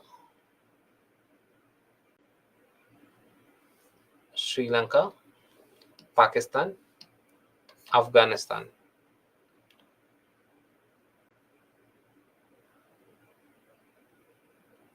Maldives, Bangladesh. Okay, so India is surrounded by 8 neighborhood countries. So China, Bhutan, Bangladesh, Myanmar, Sri Lanka, Maldives, Pakistan, Afghanistan. Afghanistan here, this region, we consider POK is also an integral part of India.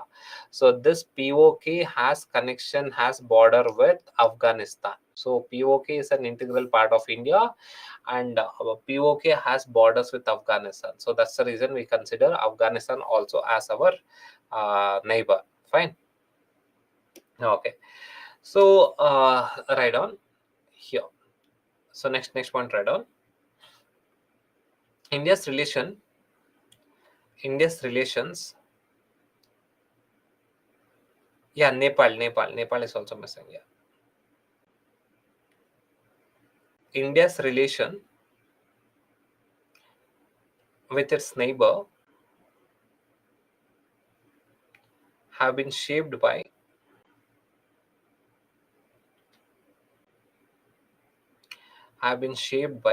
variety of factors. Have been shaped by variety of factors like geography, history, geography, history, culture, geography, history, culture, economics, economics, and security. Economics and security. Economics and security.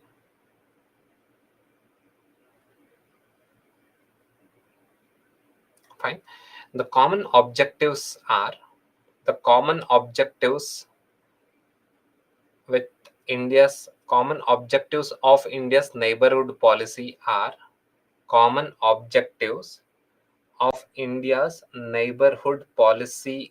are neighborhood policy are first one is promoting peace, promoting peace,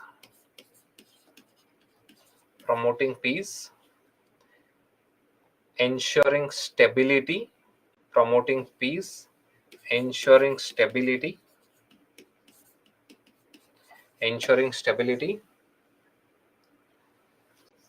fostering growth, fostering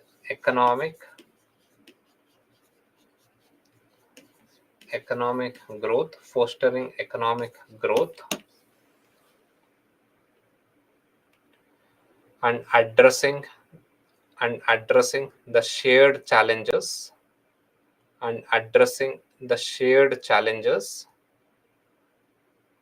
like security threats and climate change and climate change and climate change.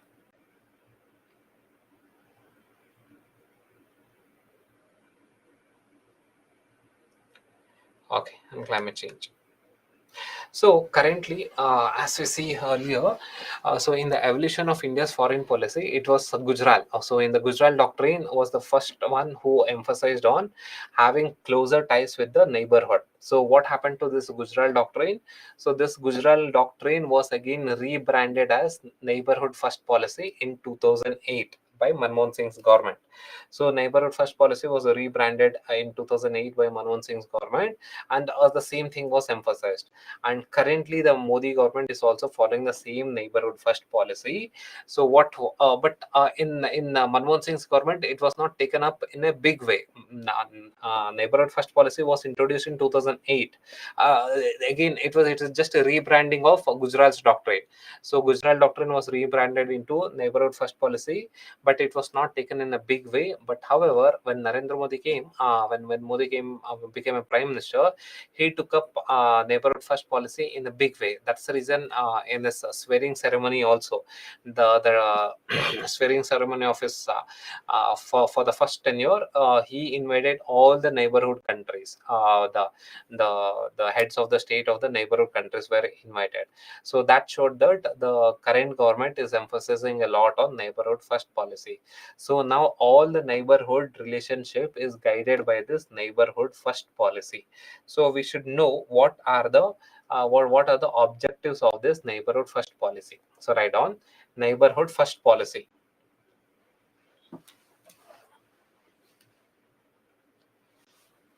So neighborhood first policy. So currently India follows India follows the neighborhood first policy. India follows the neighborhood first policy while dealing with the neighboring countries. While dealing with the neighboring countries. While dealing with the neighboring countries. Right on. Four objectives of the neighborhood first policy.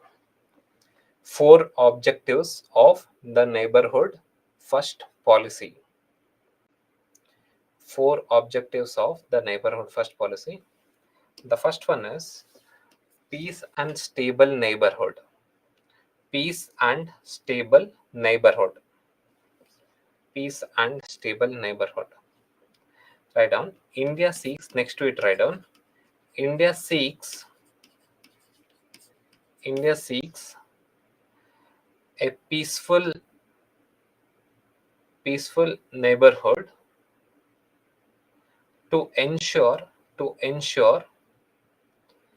its own security. To ensure its own security. To ensure its own security. Fine. Okay. Next objective is that enhanced connectivity. Enhanced connectivity. Enhanced connectivity. The policy aims to improve the policy aims to improve physical infrastructure, digital infrastructure,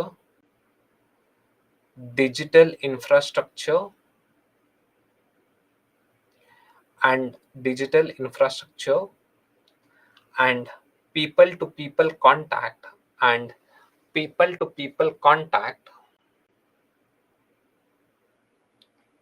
people to people contact across the region across the region across the region across the region in order to increase economic growth. In order to increase economic growth.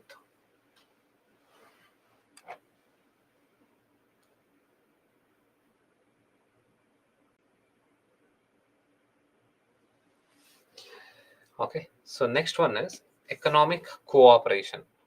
Economic cooperation. Economic cooperation. So here I down. The policy emphasizes economic cooperation. The policy emphasizes boosting trade, emphasizes on boosting trade and economic ties. Boosting trade and economic ties. The policy emphasizes on boosting trade and economic ties with the neighboring countries. With the neighboring countries. With the neighboring countries. Fine. And the last objective is that shared security concern. Shared security concern. Shared security concern.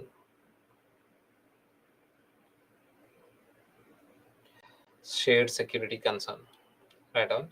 The policy emphasizes. The policy emphasizes for cooperation. The policy emphasizes for the cooperations from its neighbors, from its neighbors, from its neighbors to address, from its neighbors to address the security threats, to address the security threats in the region, to address the security threats in the region, in the region.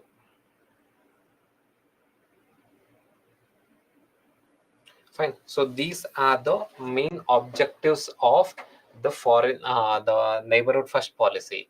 So how this neighborhood first policy is being implemented? What are the mechanisms for this neighborhood first policy? So write down mechanisms to implement the neighborhood first policy.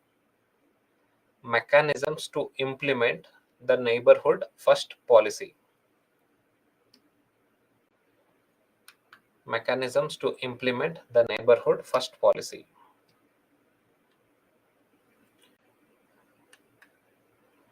So first one, write down. So you would have noticed, maybe you might be very young. So what happened after 2014 when Prime Minister Modi won the election? So he invited all the members, that is say, yeah, all these neighboring countries, heads of all these neighboring countries, Afghanistan, Pakistan, all these heads of neighboring countries were invited to the swearing in ceremony. And then what he did was he made a personal visit to all these neighboring countries. So how the mechanism, what is the first mechanism to implement this neighborhood first policy is that high level visits between India and its neighbor. High level visits in the sense the top government entities would be visiting those countries. Say the top government entities, the prime minister, president, the top ministers will be visiting those countries. And again, some from those from that country, the top ministers or the head of the state would be visiting our countries. So that is the first mechanisms to implement this neighborhood first policy. That is right on. First one is high level visits. So high level visits in the sense it is not just prime minister. High level visit in the sense the top head of the state or say head of the government or say top ministers, when they visit that country, that is known as high level visits. Okay, not just a prime minister. So even president is also considered as high level visit. Even the top bureaucrat, top minister is also considered as a high level visits. Okay, so how do we, what are the mechanisms to implement this neighborhood first policy? The first one is high level visits. High level visits between India and its neighbors. High level visits between India and its neighbors. High level visits between India and its neighbors. High level visits between India and its neighbors. Next one is increase trade and investment. Increase trade and investments. Increase trade and investments. Increase trade and investments between India and its neighbors.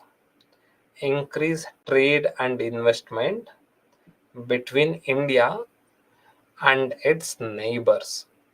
Increase trade and investment between India and its neighbors. Okay, so what happened? How do we implement this neighborhood first policy? We need to increase the trade between those countries, and we have to invest in each other's country. Say how to build a good relationship within India and Nepal. So India can invest in Nepal, and Nepal can send their electric power to India. So when the trade increases and when the investment increases, so we can build a good relationship. What Manmohan Singh was telling when he was the prime minister was that if we have to build a good relationship with any country, the first thing that we have to do is economic activities. We have to integrate the economic activities. That is, we need to increase the trade. If we are dependent on the economic activity, the political issues can be kept aside. That is, the political issues will take the back seat. So this is what Manmohan Singh was telling. So he was telling that if we have to deal with India Pakistan issue, the only way we can do is that we have to increase the economic activities. If we increase the economic activities, the political issues between these two countries will take a back seat. And over a period of time, when the economic activities are so tightly integrated, this political issues can be easily resolved. So this was his idea of, in general, this is how we deal with any of the countries. That is, if we have to increase the relationship, or if we have to build the relationship with any country, so it has to be on the basis of economy in the present times. When the economy gets integrated tightly, it becomes very difficult for the political to take to continue the political issues ahead. So what would happen if the economy gets tightly integrated? So once, if there's any political issue, and this economic issue will also come up, so as a reason, what would happen? It would affect large number of people. So the political issues, or say border disputes, would be sidetracked, or say would take a back seat, and the more focus would be on the economic aspects. So similarly, this neighborhood first policy emphasizes that. So even though there are disputes with India and its neighbor, so we should not take it up as a political issue. So what we should do is that the mechanisms to implement neighborhood first policy, it says that we need to increase the trade and investments between India and its neighbors. So this was the policy. So the India and its neighbors. And the right on third point is developmental assistance. Provide developmental assistance. Provide developmental assistance to India's neighbor. Provide developmental assistance to India's neighbor. Developmental assistance. Provide developmental assistance to India's neighbor. See, India, if you consider all the neighboring countries, which are the neighboring countries? Afghanistan, Pakistan, China, Nepal, Bhutan, Myanmar, Bangladesh, Sri Lanka. So these are the neighboring countries of India. So if, and all this neighbor except barring China, all other countries are small countries. Their economy is very small compared to India. So if we have to maintain a good relationship with these countries, and if we have to implement this neighborhood first policy, one of the aspect is that we need to provide developmental assistance to these countries. These countries are not developed. They say Afghanistan, Pakistan, these are not developed. So we must provide developmental assistance. Say for example, India has provided a lot of developmental assistance to Afghanistan. We have constructed, that is, India has given money to construct the Afghanistan parliament. We have given money to construct various schools and hospitals in Afghanistan. We have given money to construct various dams in Afghanistan. So these are called as developmental assistance. Because we have given them developmental assistance, Afghanistan treats India as a very good partner. If Afghanistan treats India as a very good partner, then neighborhood first policy is a successful one. So the third mechanism of implementing neighborhood first policy is that India should provide developmental assistance. Fine. So next, the last mechanism is that, so right on, last mechanism, sub-regional cooperation initiatives. Promote sub-regional cooperative cooperation initiatives. Promote sub-regional cooperation initiatives in areas like security, in areas like security, disaster management, security, disaster management, and connectivity. Security, disaster management, and connectivity. So, example, SARC. So last point is promote sub-regional cooperation initiatives in areas like security, disaster management, disaster management, and connectivity. Okay, so how do we promote this neighborhood first policy? What is the mechanism? We need to have sub-regional cooperations, the sub-regional groupings or cooperation. Say for example, SARC. SARC is one sub-regional cooperation through which we can focus on various areas like say security, disaster management, connectivity. SARC example is SARC, or you can write BBIN also. BBIN. Bangladesh, Bhutan, India, Nepal. So BBIN is Bangladesh, India, Bhutan, Nepal. So these are subgroups, sub-regional cooperations, which can be used to promote initiatives in various sectors like say security, etc. So these are the mechanisms through which we will be implementing the neighborhood first policy. First, okay. So write down. The next topic is India-China relationship.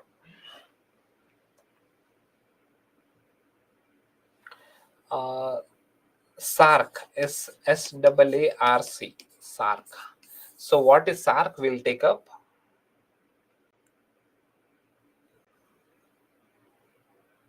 Dikshit will see the intro and conclusion. Once we cover some substantial element, then we'll take up. I'll teach you how to give intro and conclusion. Fine. Okay. So right on India-China relationship. So before India-China relationship, there are some basics that you should know. I think most of you have finished geography. Others, if you haven't finished geography, so this is China. I'll give you some basic understanding about China. So just focus on the images here.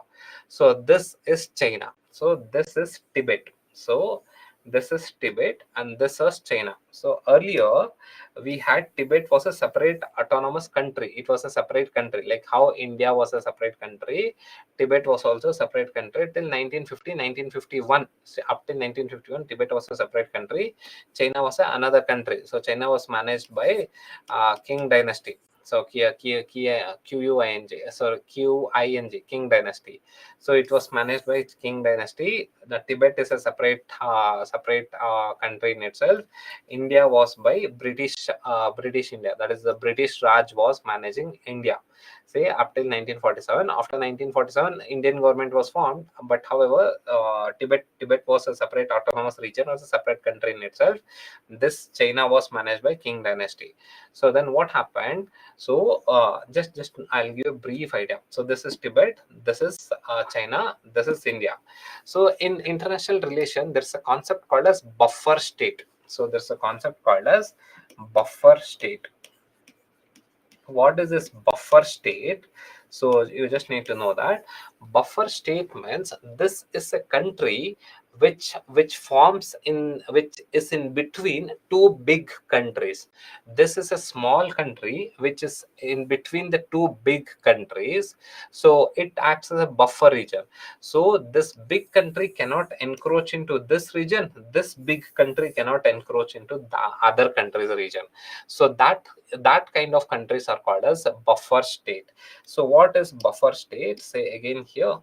So if you consider here, this is one big country, this is another big country. Say in between there would be a small country over here. So this small country acts as a buffer state. This big country, or say this big power, cannot enter this country, or say this country cannot enter this country, or say cannot go and encroach it, or say cannot go and attack it, because in between there is a country over here. So this we call it as a buffer state. Your Tibet was acting as a buffer state during British Raj, or say even historically, Tibet was acting as a buffer state. Tibet and Nepal was acting as a buffer state between India and China. India is a big country, China is a big country. Tibet was acting as a buffer state. Even British Raj, the British India was also maintaining Tibet as a buffer state. So what was happening was that India maintained a very good contact with Tibet, not the independent India. Even independent India maintained a good contact with the Tibet. But however, even British Raj, even during British era, India maintained a good contact with Tibet. And the reason why India wanted to maintain a good contact with Tibet was that India didn't want China to invade. That is, the British Raj did not want China to invade into India. So if we maintain good relation with Tibet, this Tibet will oppose China's invasion into India. So that is the concept of buffer state. So Tibet was considered as a buffer state. But what happened in 1950 was that this 1950-1951. So it started, the war between China and Tibet started, not the full-fledged war, so a kind of a civil rights. So what happened? China started invading into Tibet, and by 1951, China completely annexed Tibet. So from here it became here. So this is the analysis, this is the evolution of the basic evolution of the geography. So this is the geographical approach. So earlier Tibet was a separate province, separate country in itself. So in 1950-1951, China completely annexed Tibet, and now Tibet became a part of China in 1951. Did you understand this concept? That is what's a buffer state, and what is the present situation. So what happened when 1951, the present situation, this is the present situation, China annexed Tibet. Now there is no buffer state. So China is very big, so it's a very big entity. So India is also big entity. But so as a reason, what happens? It becomes a threat to both. So China can also attack India, India can also attack China. Now, which is the buffer state? So Nepal is a small buffer state that is remaining now. So Nepal is a small buffer state. Bhutan is a small buffer state. So earlier, if you see, so this is India. So up till this part was India. So this entire India, there was no direct contact with China and India. Tibet was a buffer, Nepal was a buffer, here Bhutan was a buffer. So there was no contact, direct contact with India. So Tibet was acting as a buffer. But once it was annexed, there was no buffer. So this is how the geography, this is the current geography of China. So this is the current geography of China. Any doubt here? What Chandan sir, India did not have any support to Tibet like discussion with China. No, India could not support Tibet because India was also a very new country. So India was also a very new country, and we had Nehru during that time, and Nehru was very idealistic. That is, we will not interfere in anyone's internal politics or say anyone's internal affairs. That was idealistic, and also even though had Nehru decided to support Tibet, our economy was not strong, our military was not strong, we had famine, we had lowest literacy rate, we had health issues, etc. So we couldn't do it. So during that time, so we couldn't do it. Fine. Okay. 1951 Vanshika. See how it annexed, what are the reasons how it annexed. See, that will go into world history part then. Okay, so I'm explaining this so that you should know the geography of it. So current political map, so political, this is the political map. Okay, fine. So now write down the basics. Okay, this is the current basics, what is happening now. So this is the geography, that is a political map. Now understand what is, see how I'll tell you how we'll proceed with the topics. So when we are discussing with any country, first what we'll do is, see, understand this so that you'll get a clarity. When we are discussing any country, first what we'll do is we'll see the political map. So political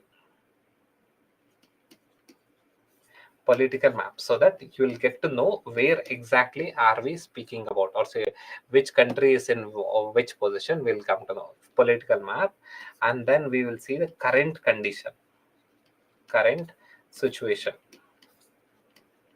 current situation. And then after our current situation, I'll just highlight the current situation, and then we will see the evolution of the relation.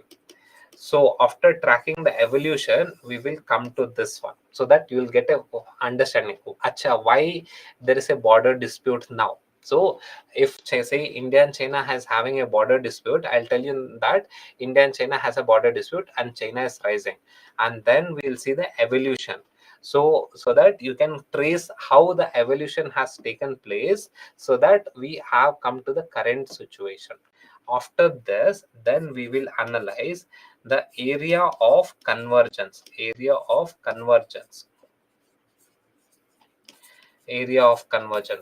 between India and any country. Say here the question is India and China. Now we will see the area of convergence between India and China. So in which areas both India and China are together. Say for example, climate change, India and China are together. In Western hegemony, so now the West is dominant in all the international forums, be it UN, World Bank, IMF, etc. Both India and China doesn't want that. So we'll see in which areas there is convergence, in which areas both India and China are together. After this, we will see in which areas India and China area of divergence, in which area India and China are not together. Say with respect to Pakistan, India and China are not together. India doesn't want militants in Pakistan. China is supporting them. So there's a divergence. After divergence, next we will see the conclusion. So in the conclusion, how to overcome this divergence. That is way ahead. So we'll see the way ahead. Is it clear? So this is how we will be analyzing the bilateral relation. If we have to analyze the India Bangladesh relation, first we will see the political map, then we will see the current situation, we will see the evolution, then we will see the area of convergence, in which sector or say in which area India and Bangladesh are on the same page, and area of divergence, in which area India and Bangladesh are diverging. Say for example, Bangladesh wants investment from China. India doesn't want Bangladesh to get investment from China. This is divergence. Both Bangladesh and India wants to control the climate change. We are same on this aspects, but different in various sectors. And how do we overcome this difference? This is what we'll be analyzing in the class. This is how we'll be analyzing. And again, in the exam also, you will have to write the same thing: area of convergence, area of divergence. First let us analyze India China, and then we will take up the questions, and then I'll teach you how to write intro, how to write conclusion, how to write the bodies using the keywords, etc., so on and so forth. Fine. Okay, understood. This is how we'll be taking up the class. Got it? Now write down basics. The current situation between India and India and China. So border disputes. First one is border disputes. Next one is China's rise in the 21st century. China's rise in the 21st century. China's rise in the 21st century. Fine. Okay. China's rise in the 21st century. Now we'll take up the evolution of Sino-India relationship, or say India-China relationship. Evolution of India-China relationship.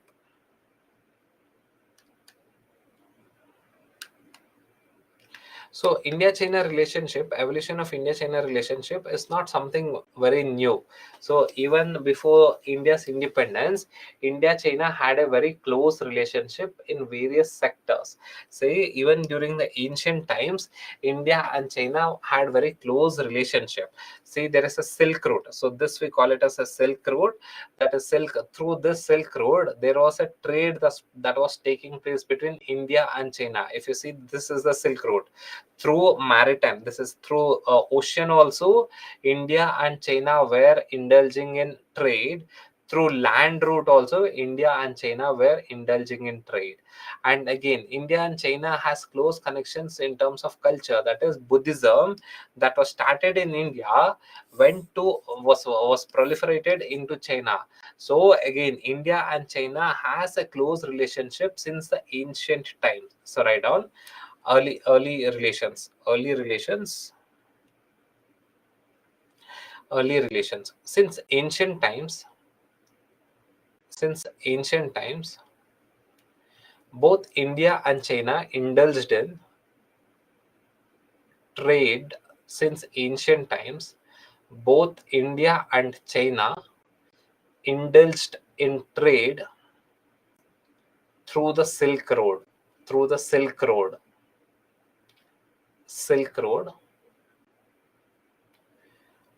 through the Silk Road, in order to trade silk, silk, spices, and spices, silk and spices mainly, in order to trade silk and spices mainly. So since the ancient times, the Chinese were giving us the silks and we were giving them spices. So this was the trade. So this is your ancient Silk Route. And second one, write on Buddhist. So second below this, write on Buddhism that originated in India. Buddhism that originated in India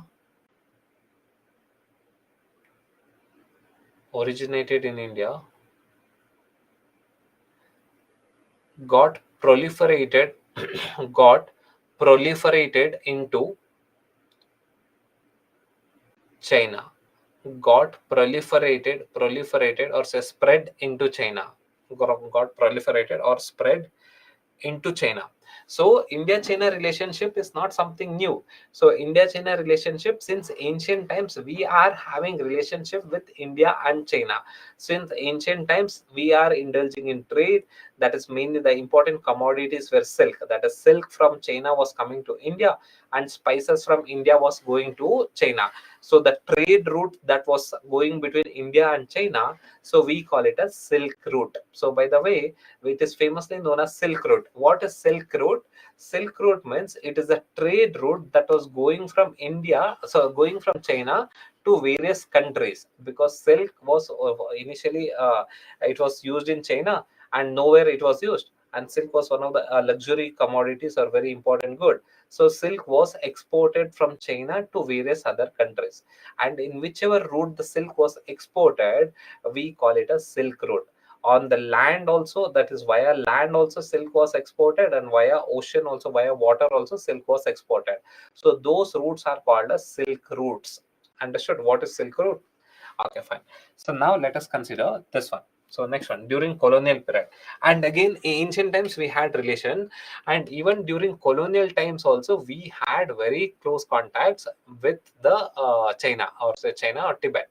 So again, what are the close contacts? That is ancient colonial period. Even British India also had a very close ties with this one, China. So write on colonial period.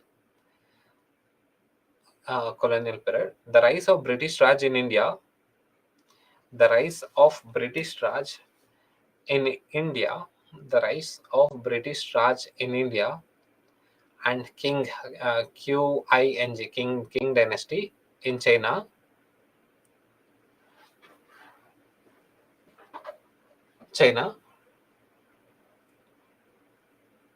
marked a shift in the relationship. Marked a shift in the relationship. Marked a shift in the relationship.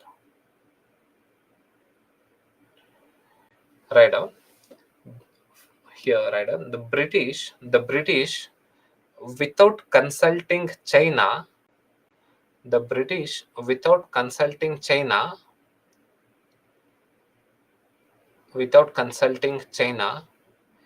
unilaterally, unilaterally defined the borders of India.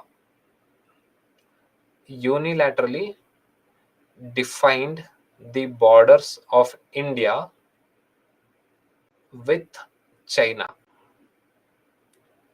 With China.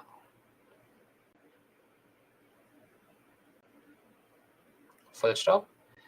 And Tibet was considered as a buffer state.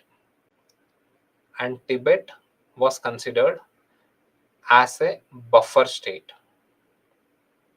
Buffer state. Tibet was considered as a buffer state. Full stop. British British engaged with Tibet with Tibet to establish British engaged with Tibet to establish closer ties. To establish closer ties. Closer ties with it. Closer ties with it. Okay, so what happened? Since ancient times, we had a good relationship with China. That is, there was trade going on. There was Buddhism. There was a connection between Buddhism. Buddhism played an important role, a connecting factor between India and China. But what happened during the British period? British started considering Tibet as a buffer state. Before that, Tibet was not seen as a buffer state. So Tibet was seen as a buffer state during British period. So what happened here? King dynasty was there. So King dynasty was there in China. Very big dynasty, powerful dynasty. Here we had British Raj. So British Raj did not want the King dynasty to invade here. So as a reason, what happened? British considered this is Tibet, and British, they without the bilateral discussion between China, what they did, they defined the borders. The current border dispute over here, this Aksachin border dispute over here, so this region, this Aksachin border dispute was also initiated by British only. So this border, who gave this border with this line? Who gave this line? British decided, without taking the without considering, or so without consulting the China. So British decided this would be the shape of India. So then what happened? Without consulting China. So now that time, British was more powerful compared to China, so they did it. So without consulting China. So but what happened once China became powerful? Now they are started asserting this claims in this region. And similarly, British started having good connections with Tibet, because British considered Tibet as a buffer state. And this Arunachal border with Tibet was also signed by British almost unilaterally. So again, all the borders with the China or Tibet was kind of signed unilaterally, which is now creating a problem for us in the independent India. So this was the colonial, that is the relation between India and China during the colonial period. In colonial period, we engaged with Tibet more compared to China, but whereas in ancient times, with the whole China, we were engaging in terms of trade and Buddhism. But during colonial times, we engaged with Tibet more compared to China. And the issue that was created was that we unilaterally, that is the British India, unilaterally defined their own border. So this was happening. This was the relationship between India and China during historical times.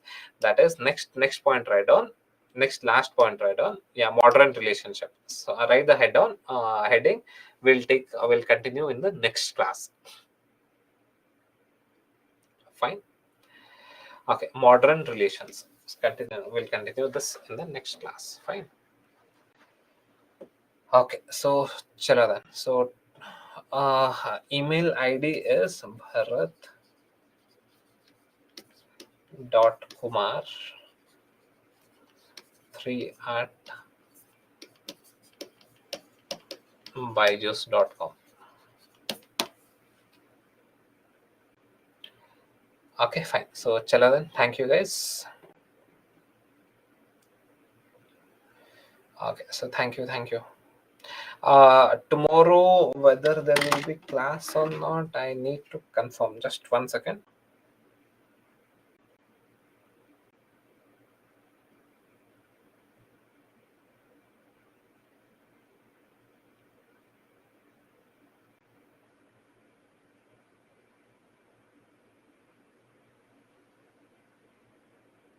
No, tomorrow is holiday. So tomorrow it's holiday. Oh, once again, let me confirm. Yeah, I think tomorrow it is holiday, I believe. May 1st. Yeah, holiday rest. Tomorrow it is holiday. So we'll start on 2nd of May. Fine. Okay. So tomorrow is Labour's Day. So that's the reason. International Labour's Day. Fine. Okay. So thank you guys. It's a national holiday. Okay. So thank you guys. Thank you.